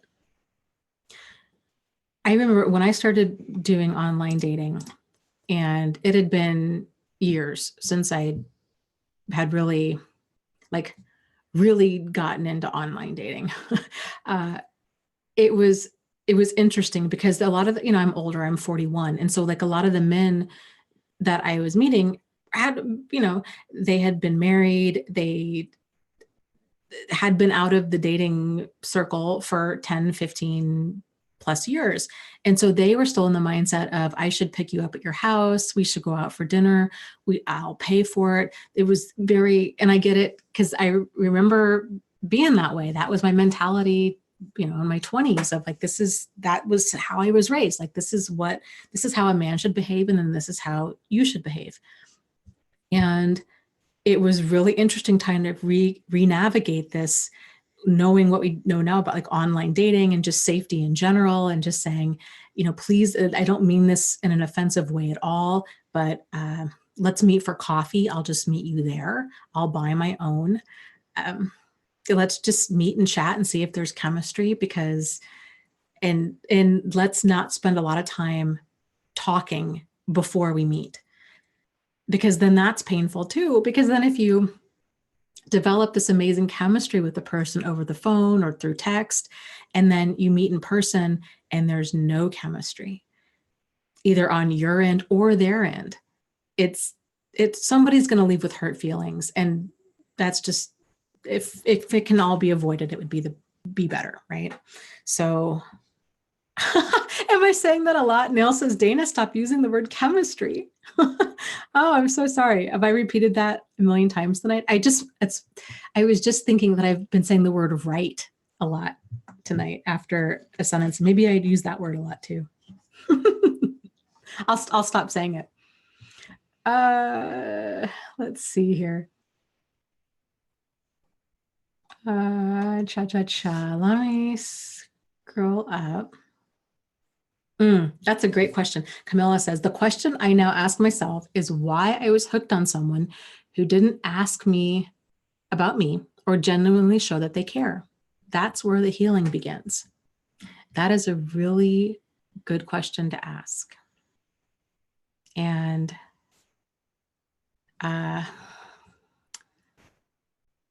probably everybody has a different answer. I would say that probably for a lot of people, it tends to be that they are going through some sort of transitional period in their life.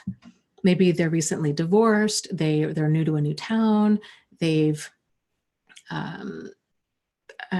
maybe gone through some sort of major life event and they're single and they're just really rattled by it. They went through a foreclosure, they went through a bankruptcy, and they're single. And so now there's that level of anxiety and fear, really fear. It boils down to that. When any human being is in that state of fear, this attitude of scarcity kind of kicks in and we go into a panic mode, and it's amazing the terrible decisions that we make. And with the benefit of hindsight, we're like, what was I thinking? That's so wild.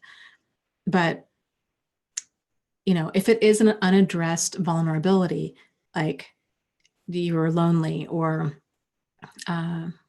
maybe you never really got the attention or affection from your parents or from your ex or whoever, and so now you're just kind of starved out for that, and you're misreading the signs, you're misreading that intensity, you're misreading that love bombing, you're misreading somebody, wanting to text you nonstop and to move really quick. If you're misreading that as sincerity, that's a big one for a lot of people. Just realizing that, like, oh my God, I didn't realize that there are people out there that would be so hurtful to create, to morph into a person's fantasy person only to just use them for sex, or to drain their bank account, or get them pregnant to trap them, or to get pregnant to trap somebody. That's just the level of selfishness and maliciousness it's jaw-dropping. Yes, that's a good question to ask, is to start soul searching there. Gareth that's taken off says, keep safe and keep warm. Have a good night and a good week. Well, good deal, Gareth. You take care too, and we'll see you next week.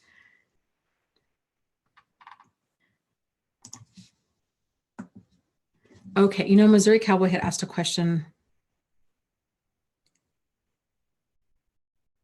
before. Well, actually, here's a comment real quick. Dan says, yes, it's all about the me behavior. It's me as an acronym standing for manipulating and exploitative. That's good. I like that.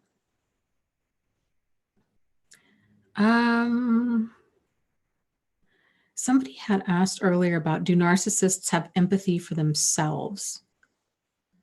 Like, have I ever experienced that in working with narcissists?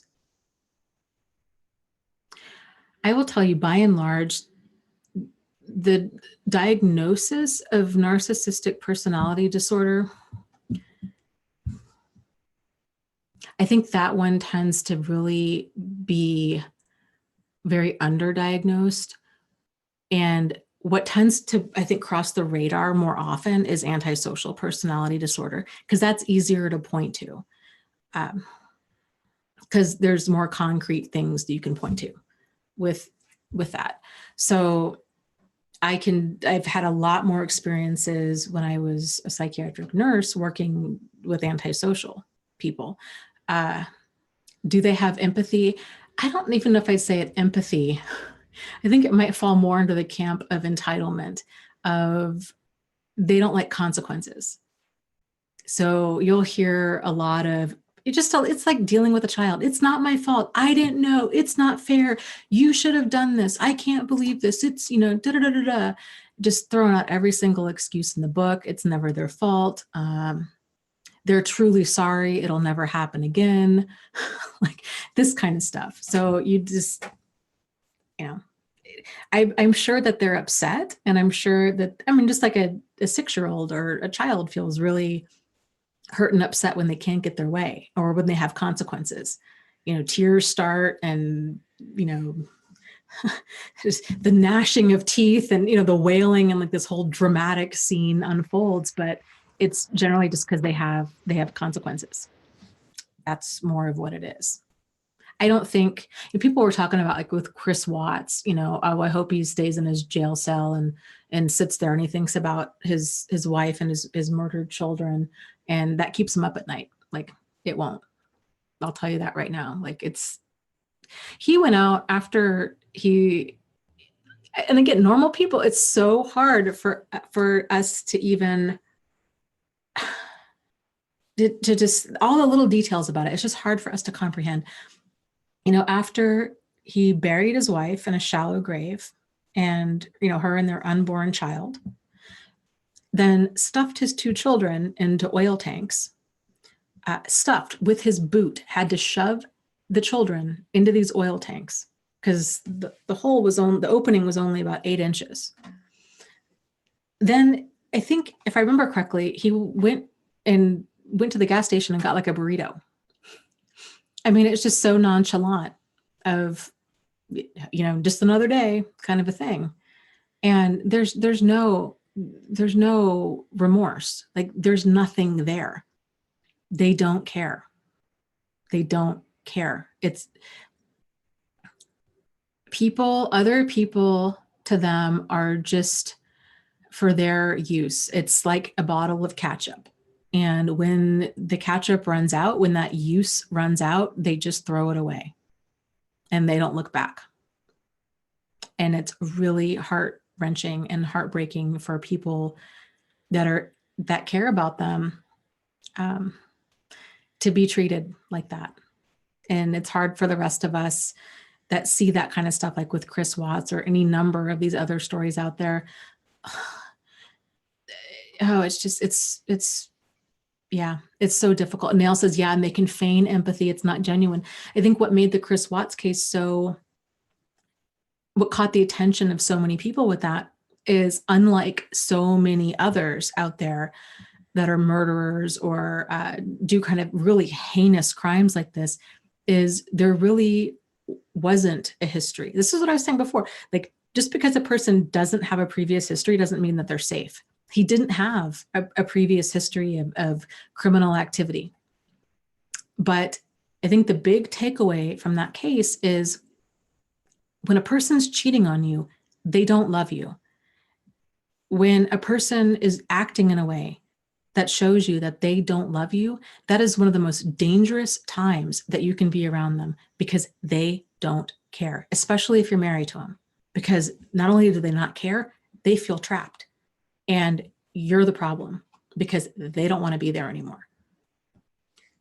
And it's wild. She was even saying, if you read the text messages with her friend, she was like, he was the one that wanted this baby. She didn't want a 3rd child. They had 2 little kids. And she's like, I don't get it. He was the one that was pushing to have a baby. He seemed excited about having a son. And now he was, kind of hinting that he wanted a divorce out of the blue. And then it escalates to murder.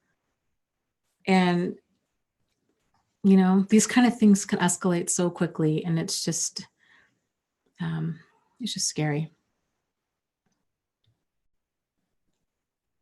And that's a very valid point. Truth Seeker says a cheater has no regard for your physical safety by cheating. Yes, absolutely. And the thing too is with cheating is, I think a lot of people think, oh, it's, a fling. Like they they get caught up in the act. Like, oh, this person, they had sex and then they stepped outside of this relationship and they had sex with somebody else. It's not just that. It's not just what you're doing with your genitals when nobody else is looking. It's everything that's before that and everything that's after that. To me, that's the bigger issue. It's the continual, the sneaking around, the lying, the ongoing texting that's happening. It's all of the just the level of deception and deceit that's before and after. That's what I can't get over with that's why I could never stay with somebody who cheated on me. Is it's like, yeah, you did bad enough, you know, having sex with somebody else, but you were able to come home every night and kiss me and act like nothing was wrong and that everything was happy with us. I don't know how to move past that. Like I could never move past that.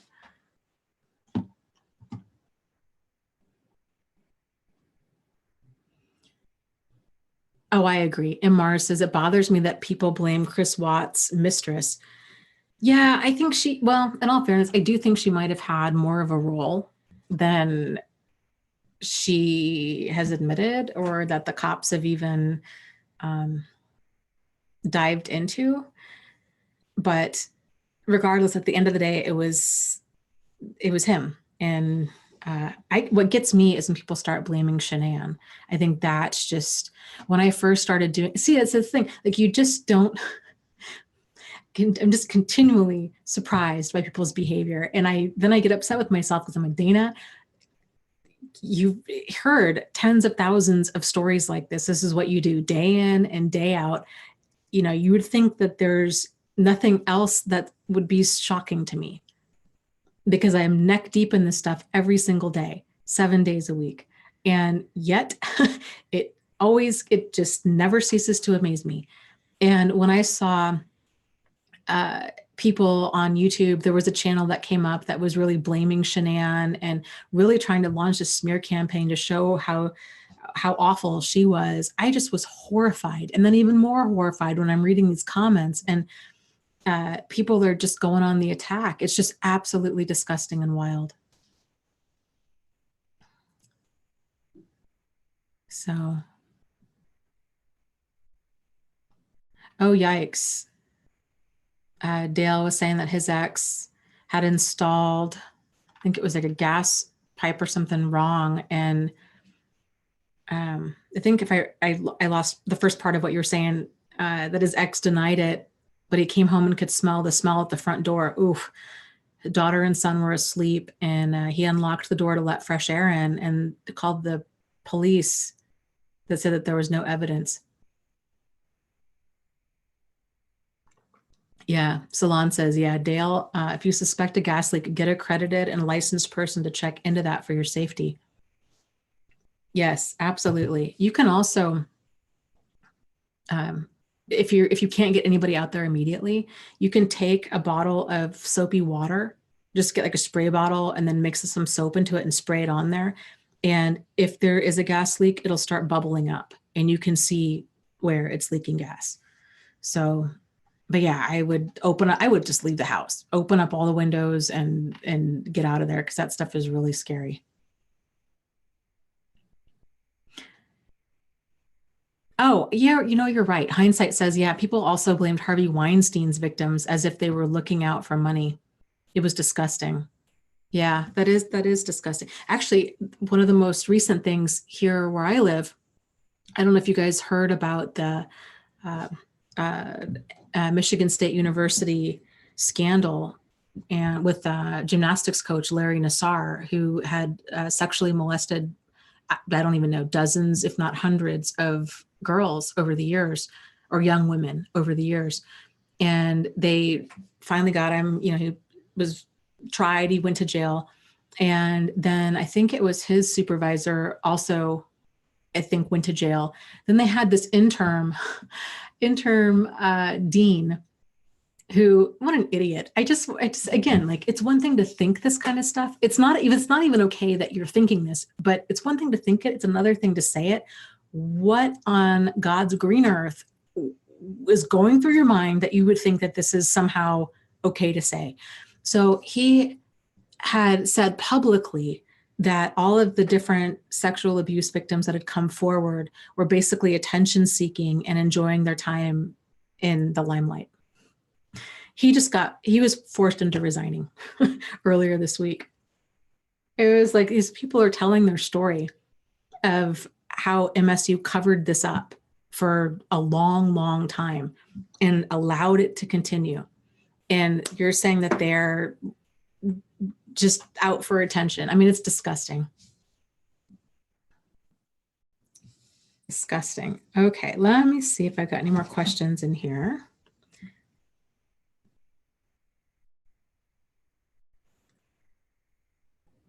Oh, you know what? Okay, I don't know where the question is, but I was going to say, oh, maybe this is it. Missouri Cowboy had asked earlier about, he says, I used to feed the parasites my empathy, which is enabling. I would like to know how to empower others rather than enable. So, okay, that's a great question. I think the difference between enabling somebody and empowering someone is when we're enabling someone, we're basically in a position where we're taking care of them, especially if they can do things on their own. So to an extreme end, it would be the equivalent of, you've got a person who's an alcoholic, their enabler is calling in sick for them, buying them alcohol, minimizing their drinking, doing a lot of lying for them. They're allowing this behavior to continue. You see people on that show, like My 600-Pound Life, their enabler, this person's bedbound. They've got maybe 18 months before they're dead because they're 700 pounds. They can't move. They can't do anything.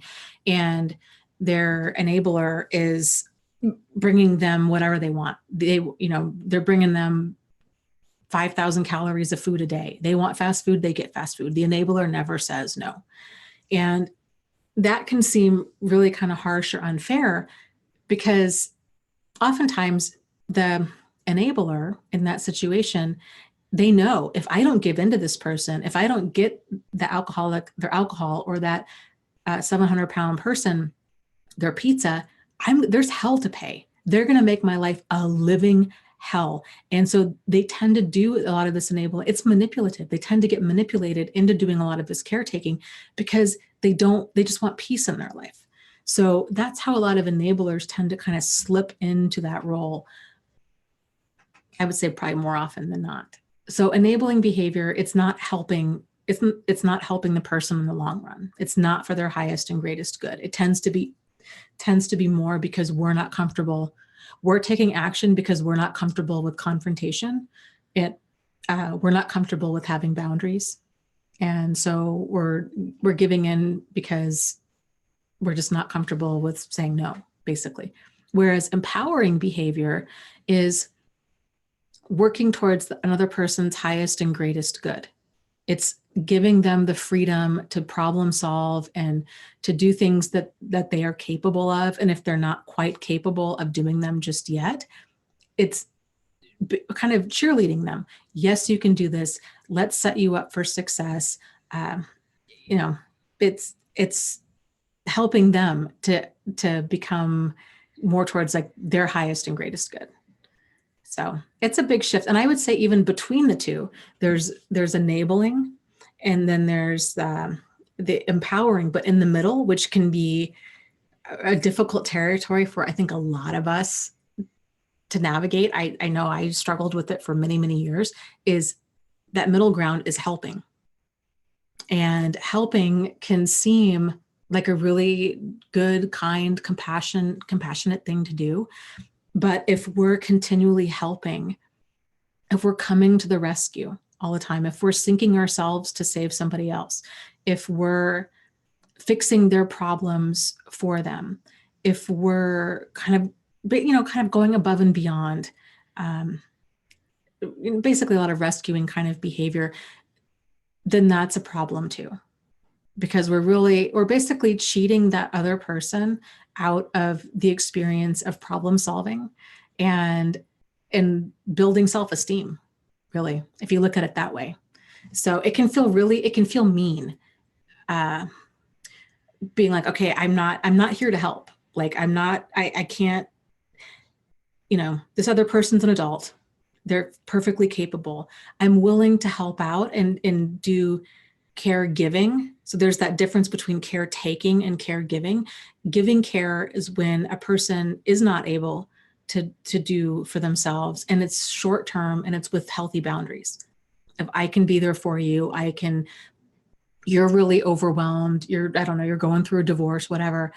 I would really like to help out. I'd like to give you care, basically. Can I bring you dinner twice a week? Can I, would you like some help just cleaning things up? What can I do to help? But it's more time limited. If it keeps going on and on, then there's an imbalance there, right? So, but a lot of us fall into this helping mode because when you're dealing with manipulative people, they do a really great job of pulling your strings and kind of backing a person into the wall where they're like, I need help. I need you. I can't get sober without you. If you don't call me back, if you don't see me again, I'm going to start drinking. I'm going to start using drugs. I'm going to kill myself. I'm going to, X, Y, and Z. I need you, that kind of stuff. So really identifying your behavior, kind of where is this falling in the spectrum here? And to go more in the direction of empowering.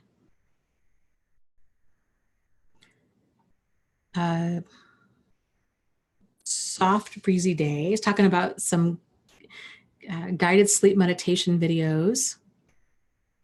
And that, yes, there are quite a few out there. YouTube is so awesome in so many different ways. But yes, if you're having trouble with sleeping or with anxiety or any of that stuff, for sure, check out two of my favorite people, Jason Stevenson and Michael Seeley. If you're interested, they have videos on all kinds of things.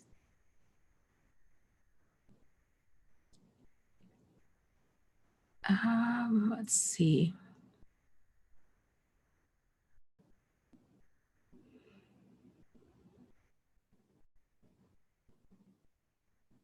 Truth Seeker says, I think that many codependents were publicly shamed for healthy assertions by their family of origin, which plays out in their head as this inner critic that we all need to evict out of our mind. Are you talking about kind of setting boundaries and those kinds of healthy assertions, where if you've got a family that just that's either toxic or just has a lot of really blurred boundaries, where they're kind of shaming you and saying, oh, you owe us, you should do this, you shouldn't do that, where they're trying to control you? Is that the kind of stuff you're talking about? Or they're shaming you, saying hurtful things?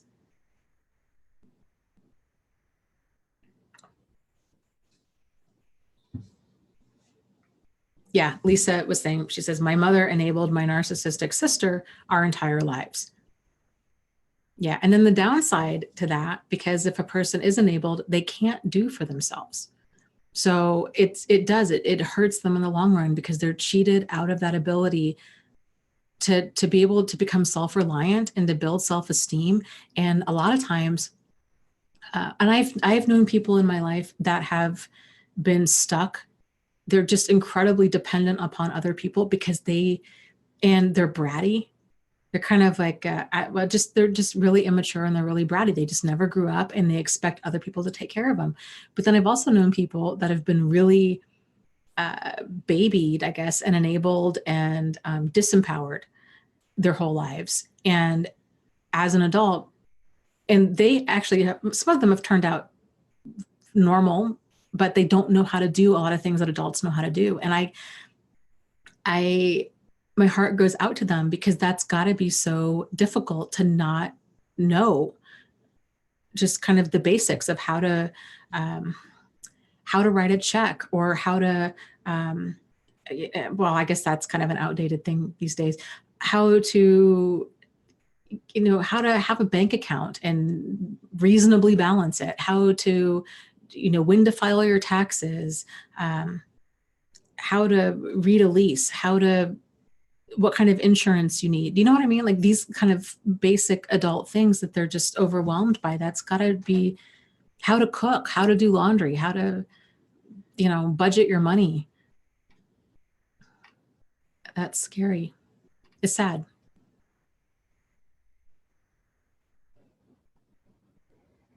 I will tell you though, when you can make the shift, high quality distinction says, as a chronic enabler, maybe I am stronger than I choose to believe.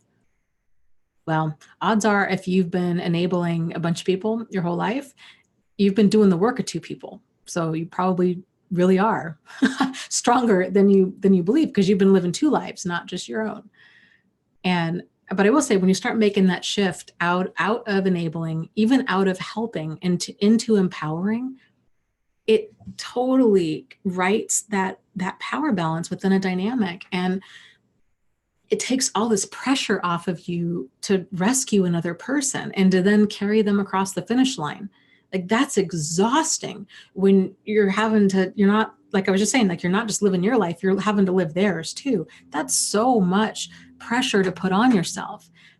It's impossible for one person to live two lives like that. And when you can start coming from that place of empowerment, it's just everything really balances out. Oftentimes they might not like it at first, but then over time,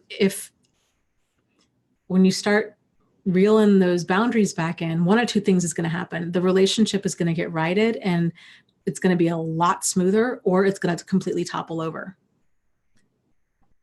But either way, it's not working the way it's going. Yes, soft breezy day says, when you start using boundaries, expect pushback. Yes, and it can be helpful to anticipate what kind of pushback you might receive. So you're not knocked off balance. You probably will still be knocked off balance by it, but you won't be as knocked off balance by it.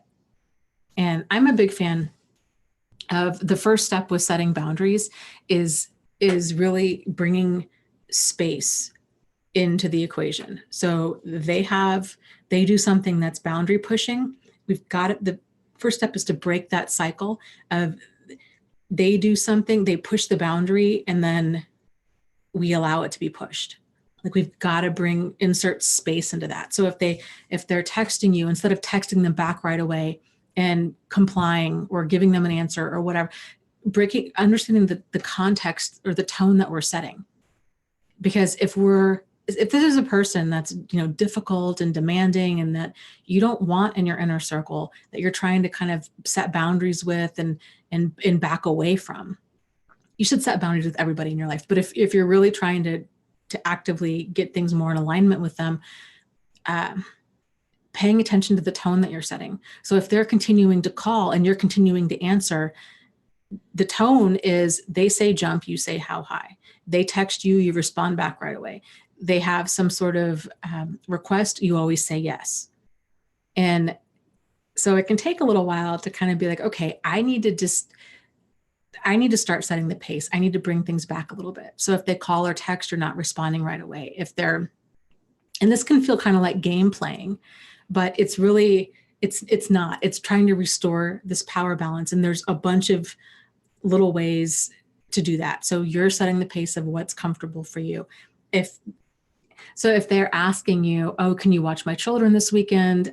And you don't want to, like you were really looking forward to doing nothing, to watching TV, to rewatching all of Game of Thrones over the weekend. And you're like, I don't really want to be around. I want to watch Game of Thrones. I don't want to babysit. Then instead, or actually, a better example is you've got nothing going on that weekend and you have no problem watching their kids. Okay. But paying attention to the tone that you're setting. So if you're trying to kind of distance things, then coming back with some sort of either saying no even though you want to, but just realizing I need to start, this person needs to start hearing me say no, just so we can start setting some boundaries. Or renegotiating the terms. I can't see them, I can't babysit them all weekend long, but I could do Friday night. These kinds of things.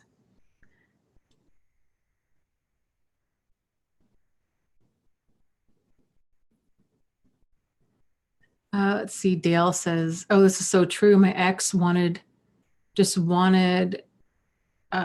me to just do whatever he suggested because his way might be better than mine was. Yeah, that's really frustrating when that happens. Or when people play the guess what I'm thinking game, where this is another thing, I just don't even get sucked into this anymore, but where somebody will say, and I mean, we've all done it, right? But then when you realize, oh my gosh, this is this is a no-win game, we need to stop playing this. When somebody says, hey, I'm really hungry, what do you want for dinner? And then they suggest something, hey, how about Chinese? You're like, no. What else are you thinking? They're like, I don't know, Italian? No, I don't know. I don't know. What do you think? And then they keep offering suggestions until it hits what you want. And that's crazy making. And I think we all kind of can fall into that, but then realizing, no, the real name of the game is guess what I'm thinking. And that's an obnoxious game. And to just disengage. So if you've got a manipulative person in your life and they love to do this, they love to kind of bait you in, and they're not coming from a place of indecisiveness. They're just coming from a place of they want to argue. Whatever you say, they're going to fault find with it. So they can just, there's just these little power plays where they're just continually one up. And yeah, you just disengage. Let's see. Yes, good point. Soft Breezy Day says, step 2 of boundary setting is remembering you don't have to explain yourself. Yes, and that can be really difficult. But again, if you're around,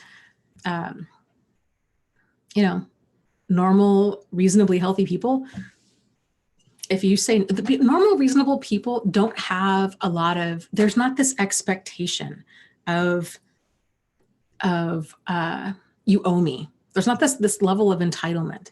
They realize, hey, can you give me a ride to work tomorrow? And you can't, for whatever reason. Maybe they live like nowhere near you. If that doesn't work for you, if you're like, no, I'm sorry, I can't.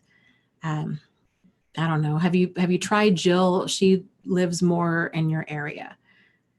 These kinds of, whatever it might be. Normal people, they might be a little bit hurt if you say, most people, I think, right? Like, I think we're all kind of, if somebody says no, and if we have good intentions and if we know that they're a good person, there's kind of this, there can sometimes be that introspection of, oh no, do they not like me? Or, oh no, I hope I didn't ask I hope I didn't come at them with too big of an ask. I think those are kind of some common thoughts that we all tend to think when that happens. But if we do say no, they respect that and they drive on. They're not going to argue with you. They're not going to guilt you. They're not going to shame you. It's, oh, I get it. If we're giving a person, if we're doing favors for a person, or if we give them a gift, then we're not keeping score. It's not like, okay, I'm going to, spend all this money on you. I'm going to do these really big gifts, but then down the road, if I really need something, it's going to cost you, right? So I've been doing all these nice things for you, but not really, because I've been keeping a tally. And then down the road, I'm going to have some really big asks, and I expect you to say yes. That's not appropriate. So, but yes, learning to say no, and the whole setting boundaries thing, it's an ongoing practice. And it's hard being assertive sometimes. And it's a challenge. It's just learning something new. You know, it's learning something. It's a new way of interacting with the world, and it can kick up. Confrontation is, I think, uncomfortable for probably the vast majority of people out there, I would guess. It's uncomfortable either when we're being confronted. Nobody likes to be told no, or that what they're doing is a problem. Like, it's awkward. So it's difficult being the one that's being confronted, and it's difficult being the one that's doing the confronting. It's hard. It's hard to be assertive with somebody and to you know, hold your ground. So that's why it can help when, depending on the person, kind of setting boundaries. I have found it helpful because when you do kind of come out of the gate saying no, just shooting somebody down, it can feel like a personal attack on them. So here's an example. When I was a nurse, nobody respects nurses' time. Okay, so it's ridiculous. And for the most part, I had some issues with where I worked, which is one of the reasons I left. But overall, I really was very fortunate. I loved the vast majority of my coworkers were phenomenal. I just feel so fortunate. We had some amazing psychiatrists.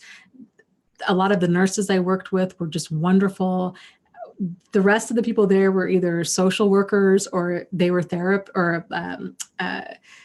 counselors, or psychologists. And, you know, there's probably, I don't even know how many people worked in our office, probably 50, maybe even 75. Out of that, 98% of them, maybe even 99% of them, were absolutely wonderful.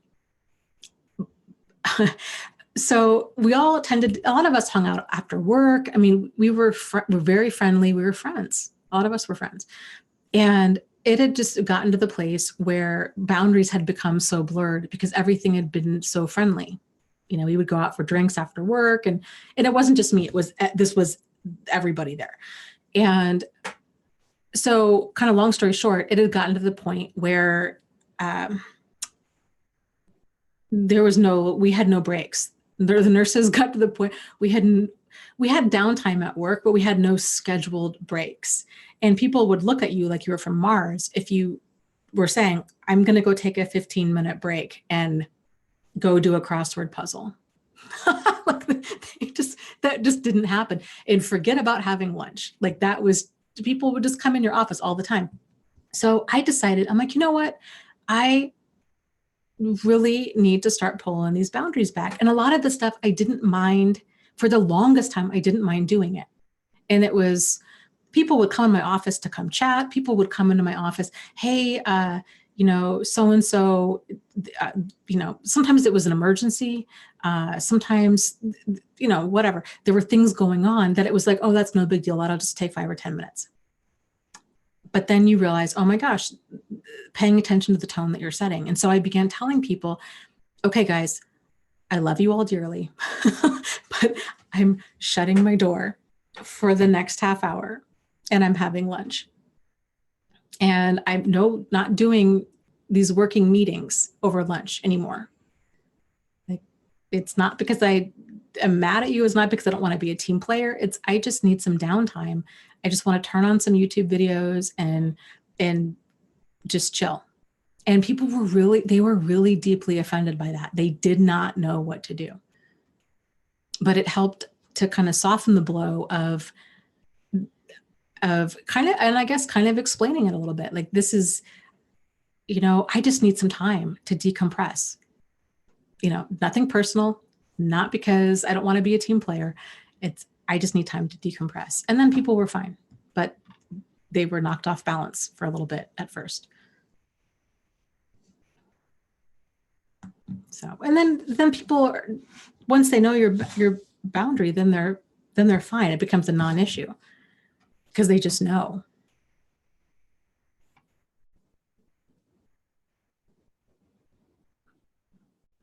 That's a good point. So Truth Seeker, kind of switching gears here, said, people can tell the difference between real tears and manipulation, flying monkeys even. They don't respect narcissists. They just fear them. I would say by and large, that is true. Although there are a few out there that really can come across as very convincing. And, normal, decent people, they don't have the stuff on their radar. So if somebody's coming to you crying, my guess is that it registers as off. Like, that's weird. Like that person is going through the physical, like they're wiping their eyes and they're like fake crying. Like, it looks like they're fake crying, right?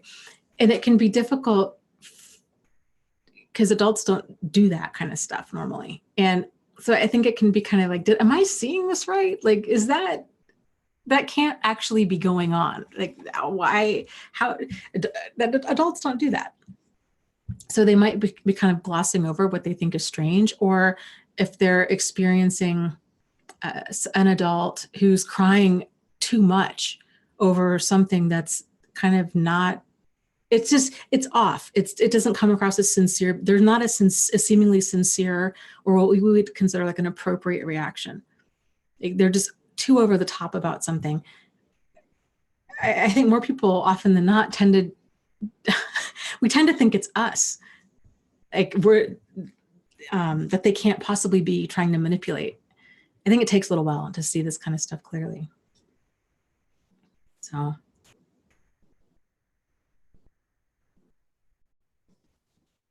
Salon says, my therapist in 2011 and 12 was helpful. She was doing the best she could, I guess, but it just really made me feel bad when she was shocked by some of the things I was saying. Yeah, I can imagine. It's one of the first things I learned as a nurse was the importance of having nurse face. We call it nurse face. My guess is therapists probably call it therapist face. And it can be difficult to have that face on all the time, but you'd never know what people are going to say or what you're going to see or hear or what have you. And it is important to try to just stay as neutral as possible so people don't feel judged or shamed or really self-conscious about things. Because you just, I don't know. I think dealing with a person's physical health or a person's mental health, it's such a deeply personal thing. And my guess is that your therapist probably felt bad about that she showed shock and that you were kind of hurt by that. But yeah, it's always interesting to me when, like, what can be normal for us, like our experience. And I know this maybe seems like a very childlike view of the world, but sometimes you just forget that other people haven't gone through a lot. And then there are these moments where that becomes painfully clear and it's just shocking. Like, I cannot imagine that you've never experienced something like that, or but yeah, it's intense.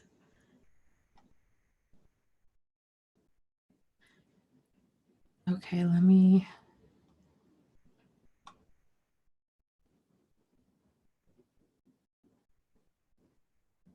scroll here.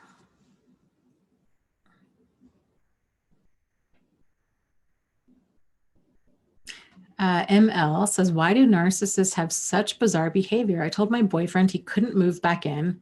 He then meets somebody online. Within a week, he has a one-way ticket 3,000 miles away with $50 to his name. It's that impulsivity. They don't think it, and there is no, well, maybe the future thought is, oh, this will just work out, because if it doesn't work out with this new person, I'll just find somebody else. Like, they're parasitic, they just go from person to person. But yeah, it's that impulsivity, and it's these kind of shallow emotions where there's no depth there. So, they're telling you that they love you, that this means so much to you. And then, 5 days later, they're gone and they are with somebody else. And it's like, wait, what just happened? How did this happen? How do you go from saying that you love me to up and leaving and then loving another person. But it just shows the difference between kind of deeper emotions and shallow emotions. So they're just saying the words, even though their actions at times can seem really sincere, but it's that over the top kind of stuff. Like a lot of times they're just in love with the idea of, they're caught up in the fantasy. They're in love with the idea of being in love, but they don't really experience true love. It's only infatuation. There's no depth there. It's very immature. Yeah. High quality says, yeah, that's the cinematic romance. Yep. Yep. It's this melodrama of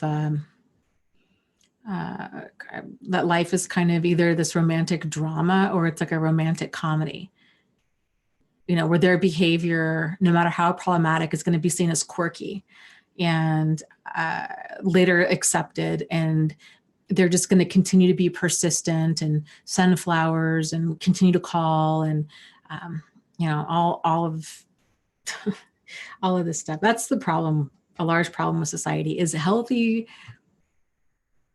normal dynamics are not really role modeled. You only see, because it's boring. It doesn't make for a good movie. There is no conflict. There is no, insane character arc. You don't go from, the villain to the hero in a movie. There is no this like redemption, period in a normal relationship, because the people are just kind of normal, well-balanced people.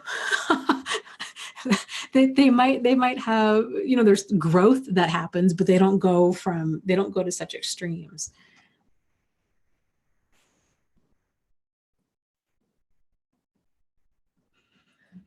Let's see here.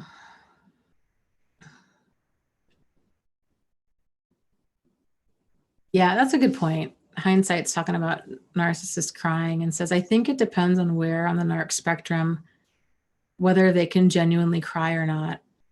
My narcissist family members have genuinely cried when loved ones died or were dying. Yeah, I'm with you. I've seen the whole range too, but I don't know. Yeah, I don't know. There might be some sort of sadness there, but I just don't know and maybe there's this inability to bond only in certain ways. I think that the level of connection with like a significant other type relationship, that kicks up all kinds of insecurities with people. So it might just be that they can't effectively connect in that way, but then possibly with animals or with, maybe. I don't know. I don't know. The ones that I've seen that I felt like were sincerely crying, there are two events. So like with Jack, there are two events that come to mind. He had this dog before I met him that he absolutely loved. And he was fantastic to the dog that he had. He had the best dog in the world. And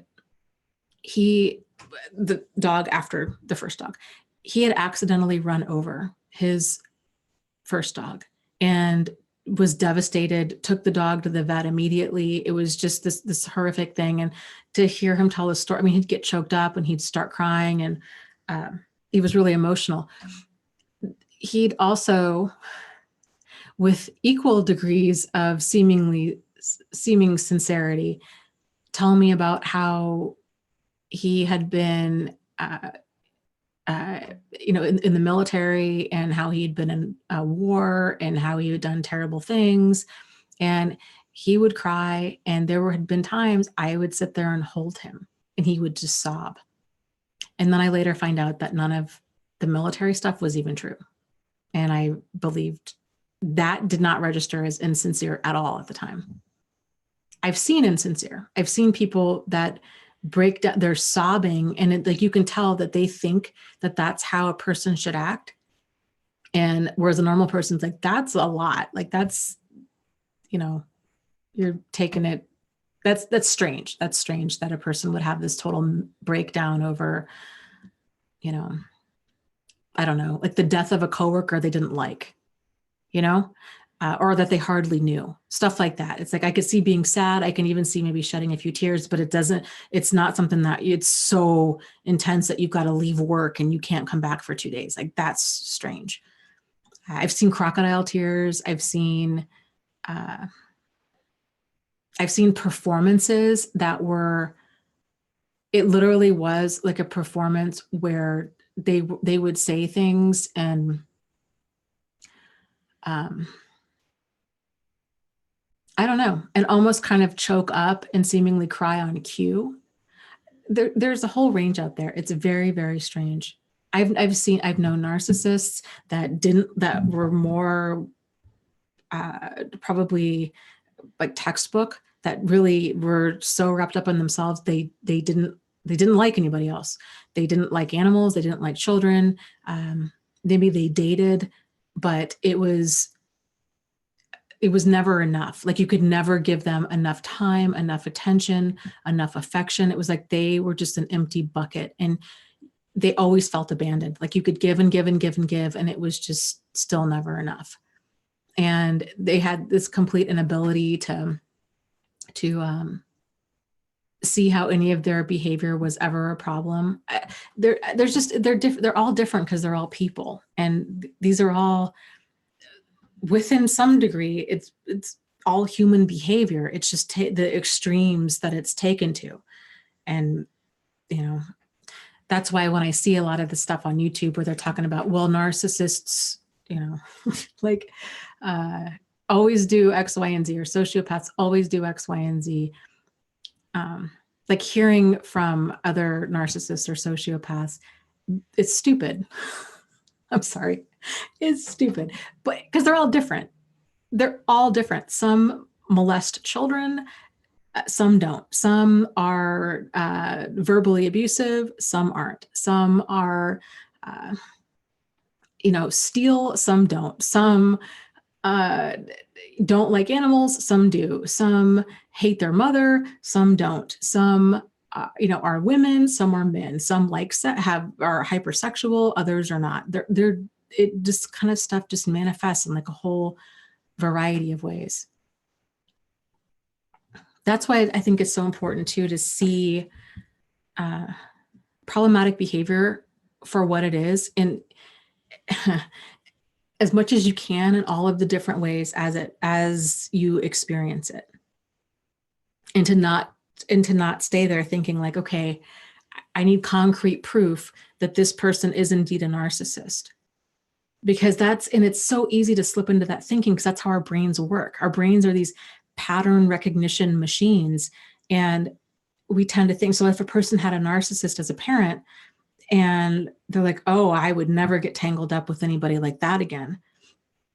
And then boom, what do they tend to do? They tend to end up dating somebody, or they get married to somebody that's a narcissist. But odds are it's probably different behaviors. Let's say their parent was really verbally and emotionally abusive. They were totally detached. They hated their parent. Their parent was really, really mean to them. There was no affection. There was no attention. It was only abuse. Then they get tangled up with another abuser down the line. But let's say that abuser is incredibly charming and attentive and affectionate. And whereas their parent never offered up any of that, and they never apologized. They never did any of that love bombing. If they're getting the exact opposite from that, but it's still from a person who's abusive, but in other ways, odds are they're not going to connect the two, because those two experiences come across in very different ways. It's sort of like if you're trying to keep away from an animal that's hurtful, and you've been bitten by a snake and you're only scanning for snakes, but you're not aware of bears and bees and tigers, you're at a serious disadvantage, So it's important to see it. And the biggest way to do that is to turn inward and be like, okay, is somebody treating me in a way that I'm not okay with? And if so, then how do I restore that so that top doesn't topple over? What needs to happen here so I can get things back on the path? Because those boundaries, that's the best way of keeping a narcissist out, or any problematic person out of your life. Because if they keep trying to take, but we're holding our ground and we're okay. We're not getting so pulled in by all of their charm and the attention and the affection because we're setting the pace, we're moving slow. And we realize, even if there's so many amazing things about him, if that abuse starts up, that it's all smoke and mirrors, there's nothing here for me. And that we're willing to walk away from what is not nourishing for us. That's another big piece of the puzzle. So it's not only just avoiding them outright, it's if a problematic person does surface in your life, and sometimes it takes a while, sometimes it takes a few months, sometimes it takes longer than that to really fully see their behavior clearly. At that point, it's like, wow, that's so sad. I thought this person was a really great friend, and they turned out to be manipulative and sabotaging and all of these things. Like, that's really disappointing. But I'm done. Like, I'm done here. There's nothing for me to work on. This person's been trying to actively destroy me behind my back. Like, there's nothing to work here. There's nothing assertive behavior is going to fix with that. You know, it's not like it was a misunderstanding or a miscommunication. Like, this person's dangerous and destructive, and I'm out.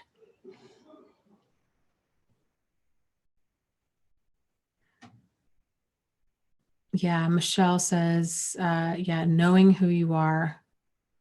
Oh, yeah, how to move on and know who you are. You know, I used to have this whole example that I used to give about this spectrum, and it was as concise as I could get it. And I'll just run through it really quick, but then I'm going to tell you a much easier way. So my old example was, if you think about things on a spectrum ranging from 0 to 10, so how you feel about something. 0 is ice cold. That is not for you. For me, that would be ever owning, for snakes, just snakes in general, owning them, seeing them, hearing about them. No, that's a 0. I don't like it. I don't even like stuffed animals or pictures of them. No, 0. 5 is something that you're lukewarm about. Like, you can kind of take it or leave it, whatever. 10, something that juices you. You love that. That is your thing. It can be anything. And so it can help. It could be like your favorite outfit. It could be your favorite food. It could be your favorite person to be around. It could be, you name it, something that just really juices you. You feel excited about it. It feels nourishing. You have energy when you think about it. You're in the zone. It might be a type of, Game of Thrones. I mean, it really could be anything. You're like, oh, I love that so much. So then looking around your environment and thinking about, okay, where are different things on this scale? It's very interesting, the answers that you'll come up with. So for example, my red mug I've had forever. I freaking love this thing. It holds a tremendous amount of coffee or tea, and I love the color. There's kind of personal sentiment behind it. I just love this thing. This is a 9 or a 10 for me. And of course, this is not an exact science. And as you grow and change, so will your scale with how you measure things. So looking around, like this phone case, I really like this phone case. This is a 10 for me. I like it. This plant over here, I like the plant. I don't like this pot at all. It's I think I got this as a Christmas present one year, but it's this gold glittery thing, and the glitter comes off of this thing. And I need to replant this pot because I don't like that pot at all. So the pot is like a 2, but the plant is a 10 because it's a plant and I love plants. So knowing these things about yourself, it's very interesting. You're like, oh my gosh, I didn't realize that I had so many things in my life that were below a 7. And then you can start kind of then it kind of begs the question of why. Like, why do you have so many things in your life that are below a 7? And then that's its own kind of interesting answer. Then you can start doing things that are more of a 9 or 10, because here's the deal. When we start doing things in life, whether it's friendships or relationships or jobs, or we're buying stuff, whatever it is, if it's really not a 9 or a 10, if it's below that, it's not going to be permanent. we're going to keep cycling it through. You know, you can buy something and you're going to, if with stuff, you tend to spend more in the long run because you don't really like what you initially bought. So let's say you go on the cheap and you're like, okay, I want to buy this pair of shoes at Payless because I don't really like them. They're not really comfortable, but they'll work. So I'm going to spend $20 at Payless. And then, but then the pair of shoes you really like is $35. But then then the other shoes wear out and you've got to keep replacing. But if you're still being frugal about it, you keep replacing. Do you see what I'm saying? Like keep replacing $20 shoes. And then over time, you're like, I've spent $70 on shoes that I was not really thrilled about when this one pair of shoes wasn't even that much more. And it would have been cheaper in the long run.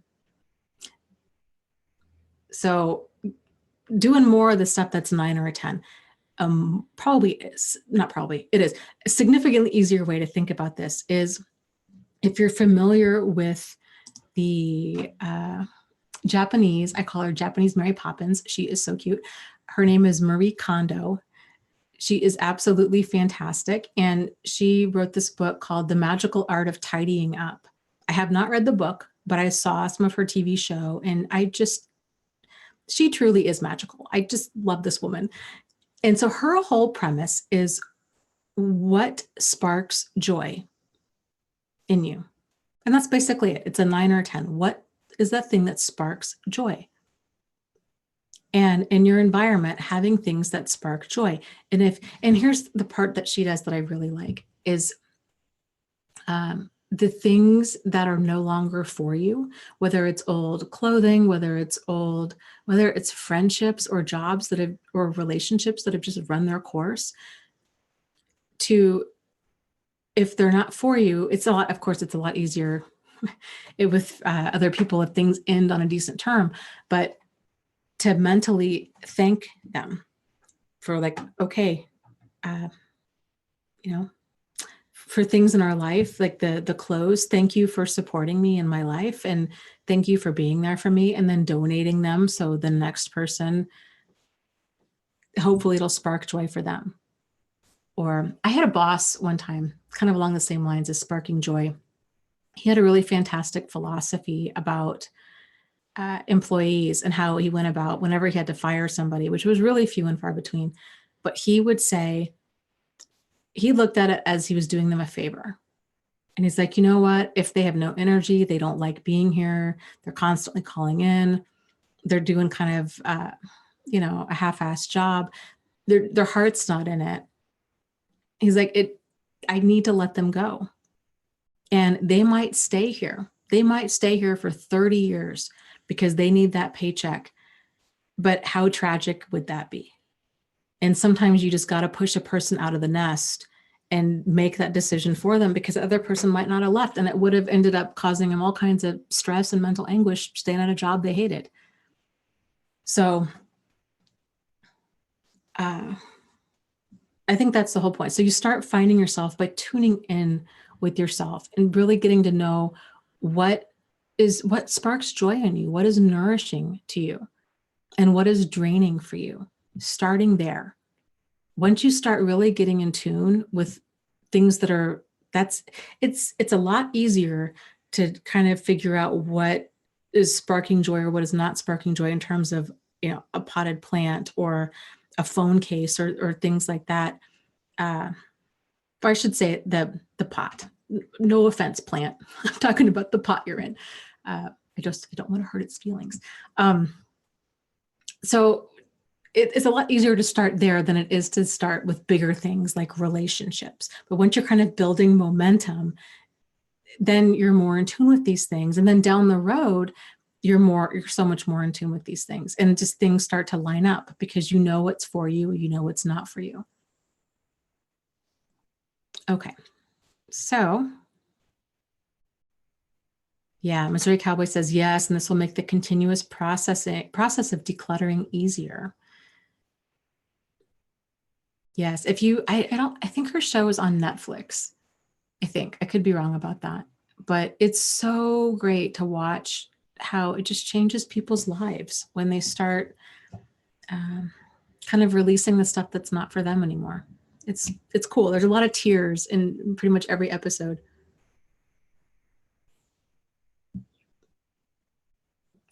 Soft Breeze says, what was her last name again? It's Kondo, Kondo. And you can find some of her videos here on YouTube.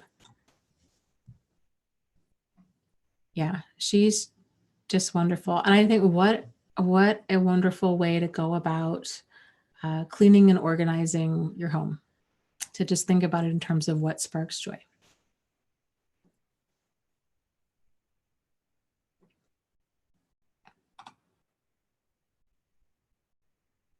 Okay, let's scroll up. I think actually we might be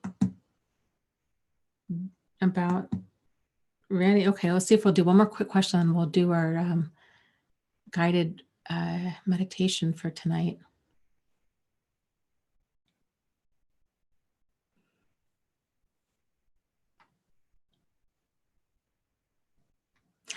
Well, gosh, okay, lots of talking in the chat here. There's a lot of good comments and such. Yeah, interesting. Okay, so Hooray says, I really liked refolding my clothes. So Marie has this whole approach to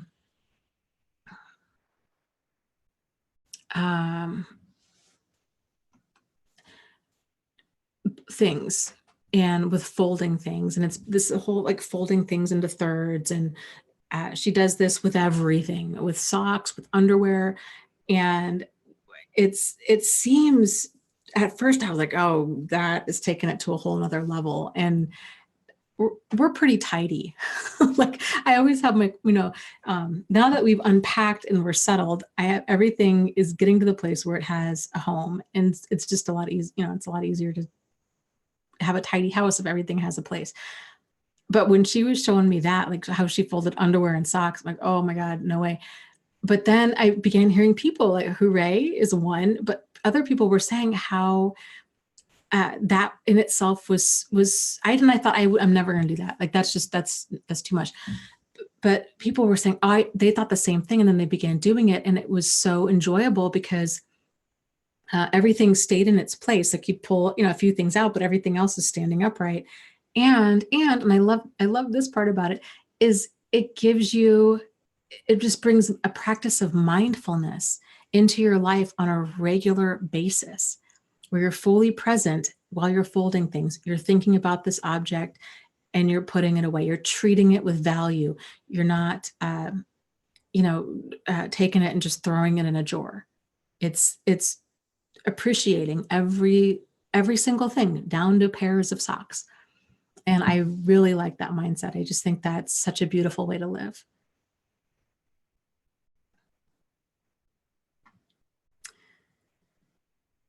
Cosmos of Compassion. We'll touch on this, and then we'll go into our guided meditation. It says, Dana, I'm severely depressed after narcissistic abuse. I sleep too much all day. And for a long time, I woke straight out of a deep sleep to let my dog out, and he drowned in our pool. Deep guilt and anger. Advice, please. Help. Thank you. Oh, I am so profoundly sorry for your loss. That in and of itself is just intense. And I'm so sorry. But then on top of another major thing, like recovering from narcissistic abuse, that's a lot. So I would encourage you, if you're able to reach out. Do you have support at all in your community? Do you have a therapist? Do you have a support group? Sometimes there's free grief support groups. You might want to check on meetup.com and see if there's groups in that area, or call a therapist and say, can you recommend like a grief and loss type group? Would be good. But I would encourage you to reach out, especially if you're already struggling with pretty major depression.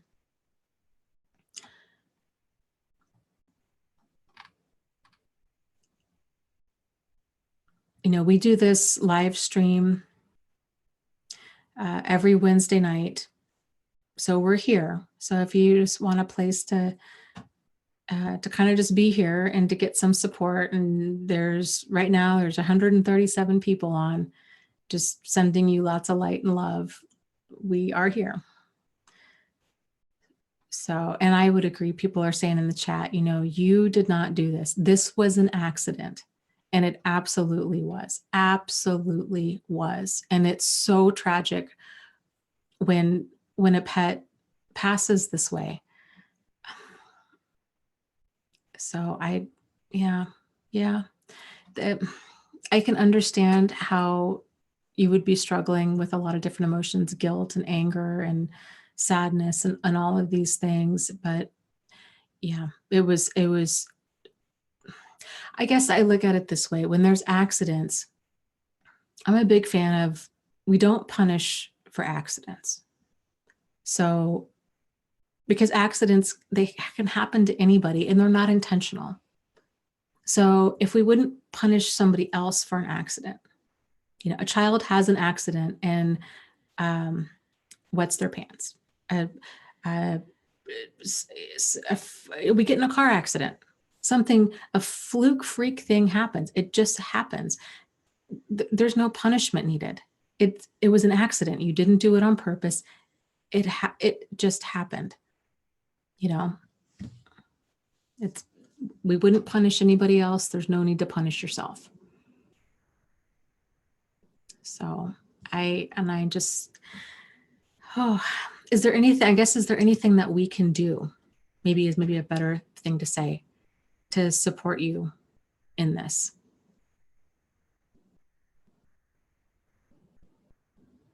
I love that. Hindsight says, I regularly speak out loud to my pets that I've lost, saying how much I love them and I thank them for being in my life.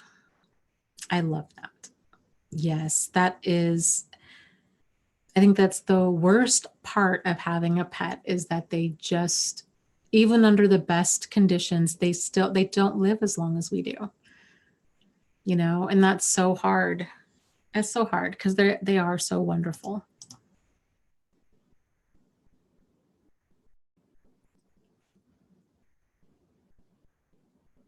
Yeah, lots of people are sending hugs. Yeah, you guys are awesome. Thank you for doing that for Cosmos. Oh, I'm so glad. Surf Smurf says, I found Angie a year ago and then Dana, and through their live streams together, they literally saved my life. And Hindsight is saying, I recently went on meds and I'm seeing a therapist. It helps. Yeah. Yep, I would agree.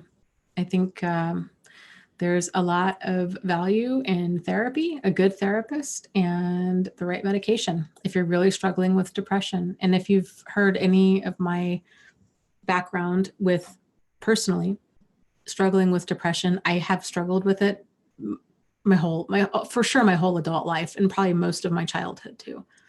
And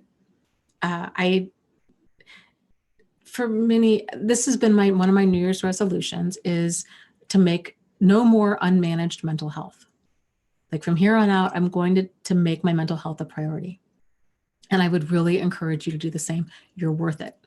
You are worth it.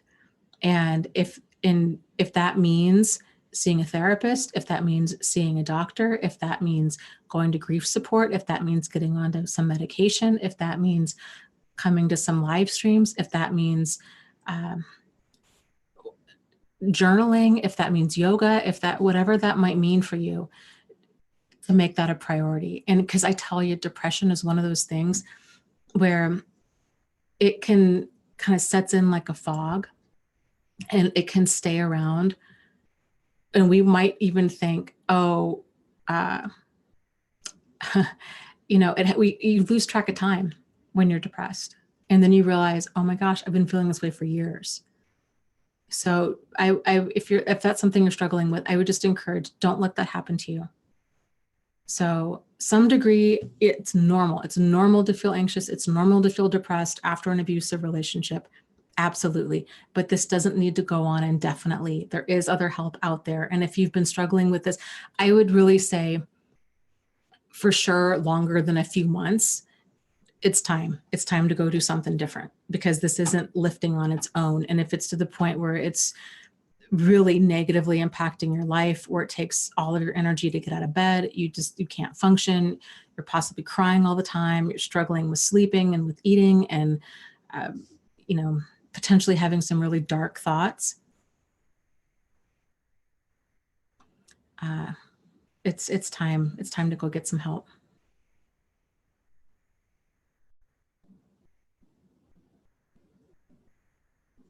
Cosmos says, Dana, as far as help, I have no idea. It's really hard for me to not hate myself for such a fatal mistake and neglect that resulted in me accidentally killing my dog.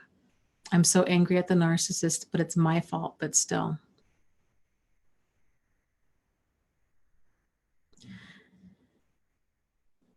It was an accident. It was an accident. And I know how we can start kind of doing that, these chain of events, but your dog knows that this was not intentional. It was a fluke thing that happened, an absolute fluke thing, and as far as, and Cosmos is saying, as far as help, I have no idea. Okay, well, how about this? Okay, can you come back to the live stream next Wednesday? And how about during the next week, if I could gently suggest that during that next week to start taking some action. So if you could, I would strongly encourage you to set up a doctor's appointment and to find a therapist that's familiar with grief, who specializes in grief, and ideally somebody, hopefully, maybe they also are experienced with emotional abuse. But it seems like right now that this latest event is the one that's hurting the most. So at a minimum, see if you can find a therapist that specializes in grief and loss. If money is a concern, possibly if you're at all religious or spiritual, seeking out a spiritual counselor. They're generally free, so, or very low cost. I think free. I don't know if I've ever heard anybody having to actually pay, but if you're not religious, there's oftentimes like Unitarian churches, which are non-denominational. You don't even need to believe in anything. You can be atheist and go there and just say, I really need to talk to somebody. Do you have a grief and loss group? Is there anybody here I can talk to? So how about this? If I can give you some homework. So in the next week, at a minimum, seeing about finding some sort of grief and loss group, and or finding somebody to talk to about the grief and loss. I think that's a really good step. If you feel up to it and if it's in alignment with you, contacting a doctor and setting up an appointment to discuss your depression. And then maybe we'll add one more thing. Do you have, as far as like a support system goes, do you have somebody in your life that is aware of how much you're hurting? And if so, possibly reaching out to them and just saying, I'm really struggling with this. Just so somebody else knows that you're really struggling, so they can kind of help, kind of keep an eye out too on how you're doing. So I would encourage you to take those points into consideration. And I would really love it if you feel up to it to come back next week, 8:30 p.m. Eastern Standard Time. We normally go for about 3 hours, to come back and let us know, just not because I'm trying to control you, but just for accountability's sake. It can help when you're depressed and you're losing track of time and you're overwhelmed, to just have some accountability of this is what some good steps to take in the next 7 days. And then let us know next week. This is what you did, or this is what you didn't do. But ideally, this is what you did. So hopefully we can kind of help keep you on track there.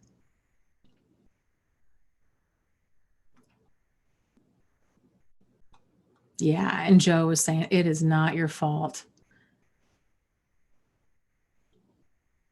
Yeah, it's not. It's just sometimes these terrible things okay, good. These terrible things can happen. Cosmos says, I will come here next Wednesday, 8:30 p.m. next week. Thank you. Yes, I am in intensive trauma therapy at the moment. I'll try to find a grief and loss group. You're so very much right. I will do this homework. Thank you. Okay, awesome. I am so I'm proud of you. I just want to honor and celebrate the fact that you are in intensive trauma therapy. That's such a huge step. So I just want to acknowledge that is such a wonderful, beautiful decision and such a gift to yourself. It's such a gift to yourself. So it just yay you for self-care and for making your mental health a priority. That's great.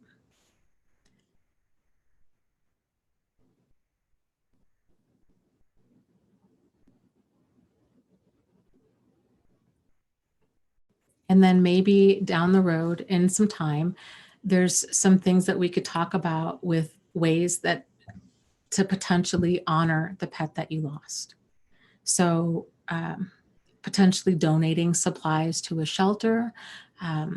There's a lot like tribute kind of stuff that we could do to I think maybe bring as much peace and healing as possible to that would potentially be a beautiful thing. So just something to consider. Okay. Well, I'm glad you're going to be back next week, Cosmos, and we look forward to seeing you and hearing about how your week goes.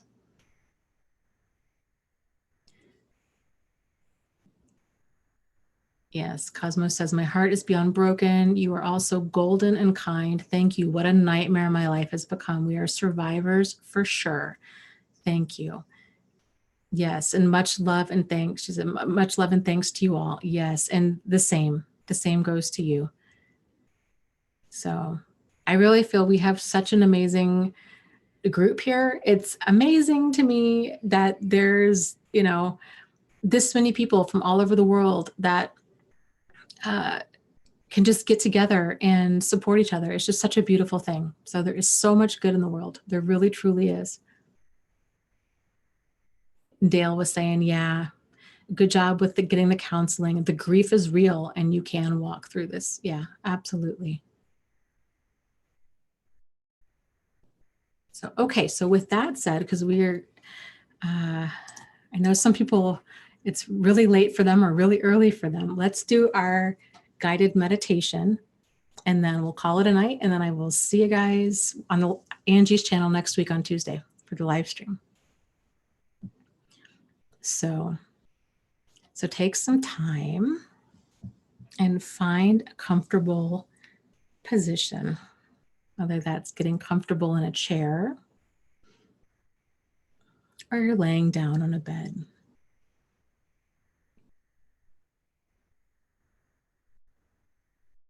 Taking some time to become fully present in your body. Allowing your body to relax.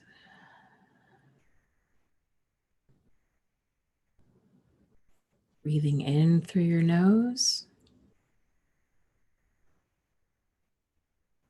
and out through your mouth.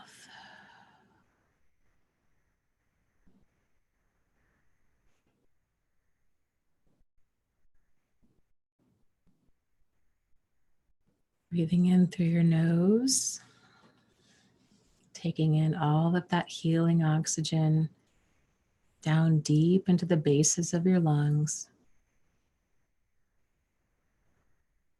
And exhaling.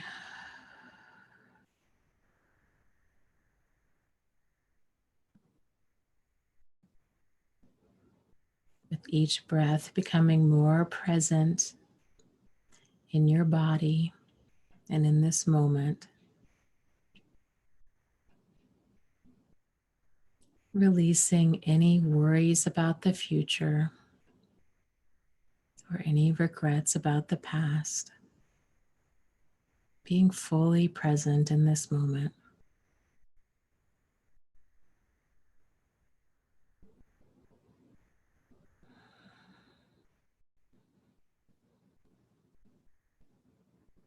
Turning your attention to your various senses.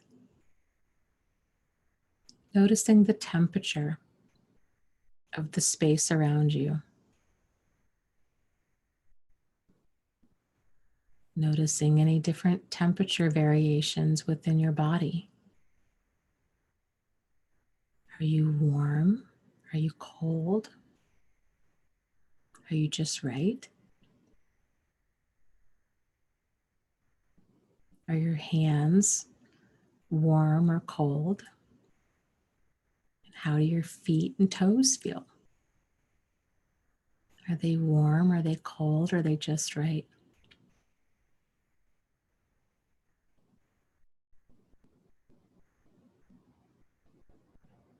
Now feeling the space beneath you. Is it firm? Is it soft? Is there any texture to it? Are there multiple textures?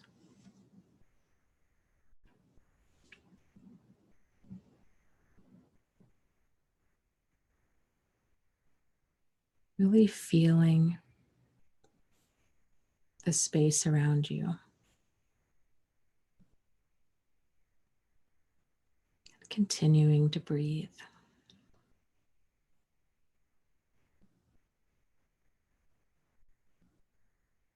Next, turning your attention to any sounds that you might hear. Is the heater running? Is there a fan going? Are there other people talking?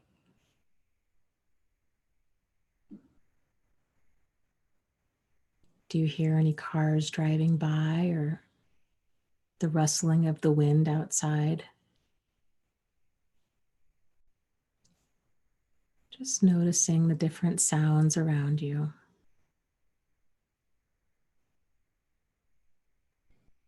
Being fully present in this moment.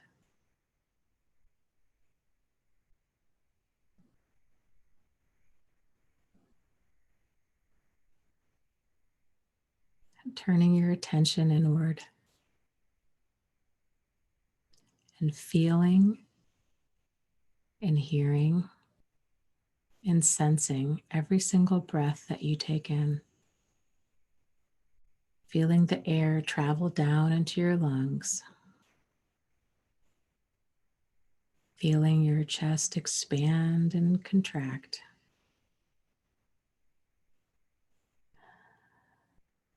Feeling your muscles relax.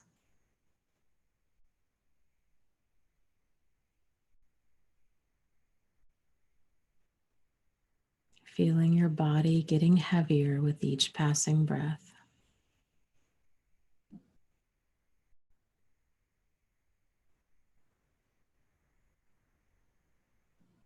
And continuing to breathe.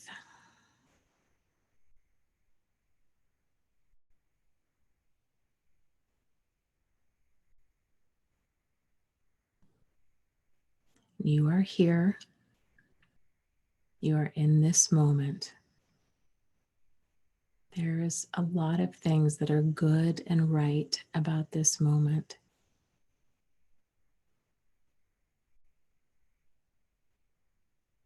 And any hurt or anger or sadness or pain or tension or worry that we might be feeling, it's okay to just set that down. Visualize it like a backpack full of weights. You're just going to set it down. You know exactly where it is, and you can pick it up when we're done. And that doesn't mean It doesn't minimize what you've been through. It doesn't mean that you're over it or that it's not important. It just means that it's okay to take a break.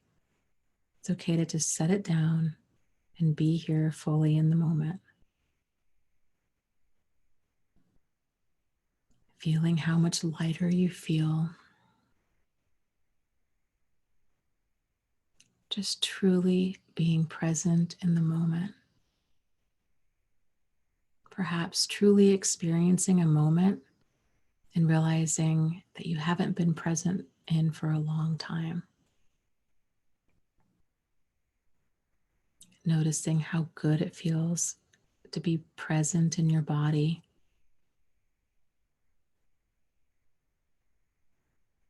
And to start reconnecting with everything that is good and right in the world.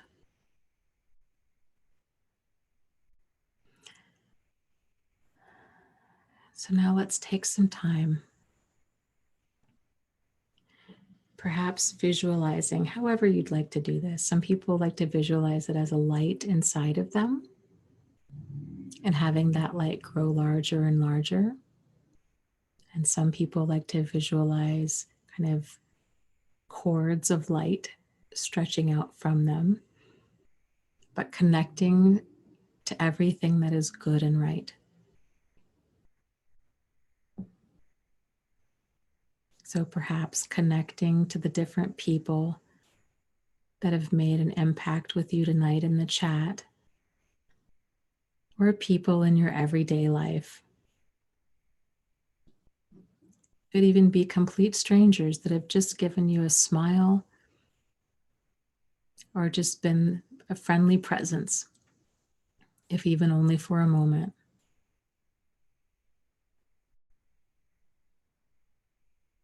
Thinking about everything that is good and right and connecting with that. Sending that wonderful, healing, restorative light. Connecting to it and feeling just that wonderful, vibrant energy as it flows from you and then allowing it to flow back to you, kind of recharging. And feeling that light grow bigger and brighter inside of you.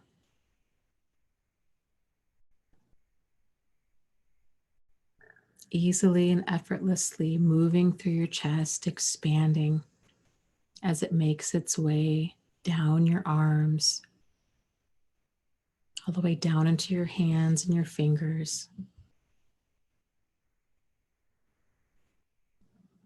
up your neck, into your head, and back down again, down through your spine, just easily and effortlessly making its way down your body.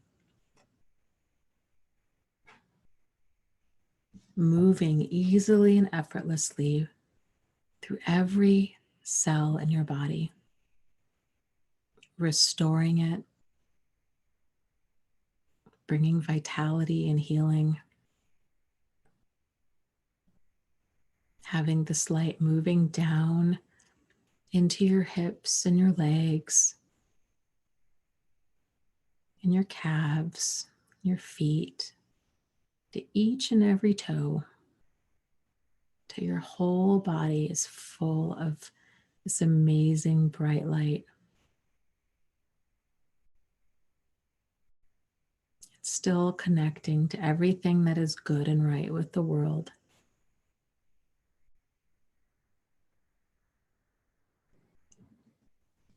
Now feeling that light as it easily and effortlessly makes its way a few inches past your skin. So it's kind of just coming out of every single pore in your body. This energy is outside of you, it's inside of you, it's around you. Realizing that you're not quite sure of where your physical body begins and where it ends. And that's okay. You're connecting to everything else that's good and right. Bringing that light further and further out. enjoying this very unique experience of allowing this light to really fully just envelop you. Having this light go far enough out that it becomes a very comfortable bubble around you, however big of a bubble you would like.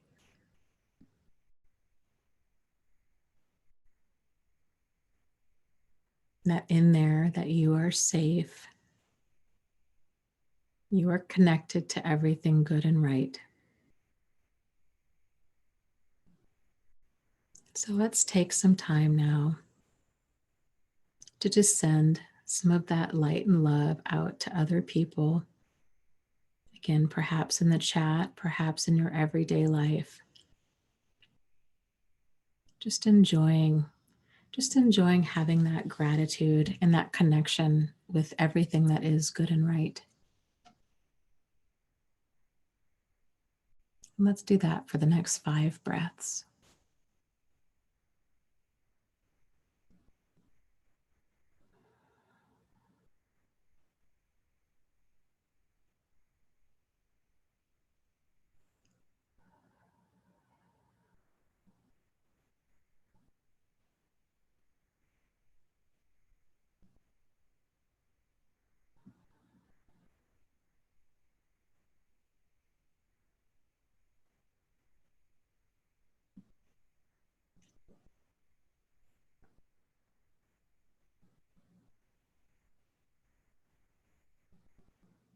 And when you're ready, come on back and give yourself a really big energetic hug. Just letting that light flow over you and through you and to you and from you. Just acknowledging that everything that is good and right within you. You have come so far, and you are strong, and you are wise, and you are capable, and you are brave. There is so much that is right about you. When you're ready, go ahead and open your eyes.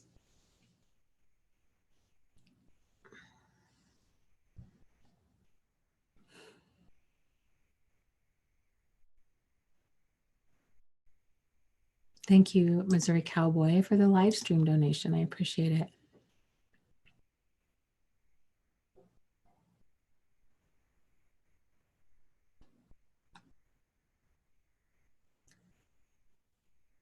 Well, you're welcome, Cosmos. I'm glad that we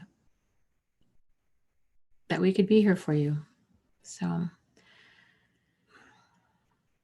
yeah. So please come back next week and let us know how this week went for you. And just know you've got quite a few people that are just sending a lot of light and love your way. And I hope that you can feel that.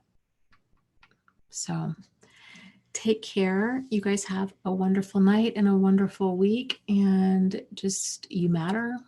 And just lots of love to you guys. As always, you are not alone. You are not crazy. And you really can move forward and heal from this. So take care and hugs to you. Good night.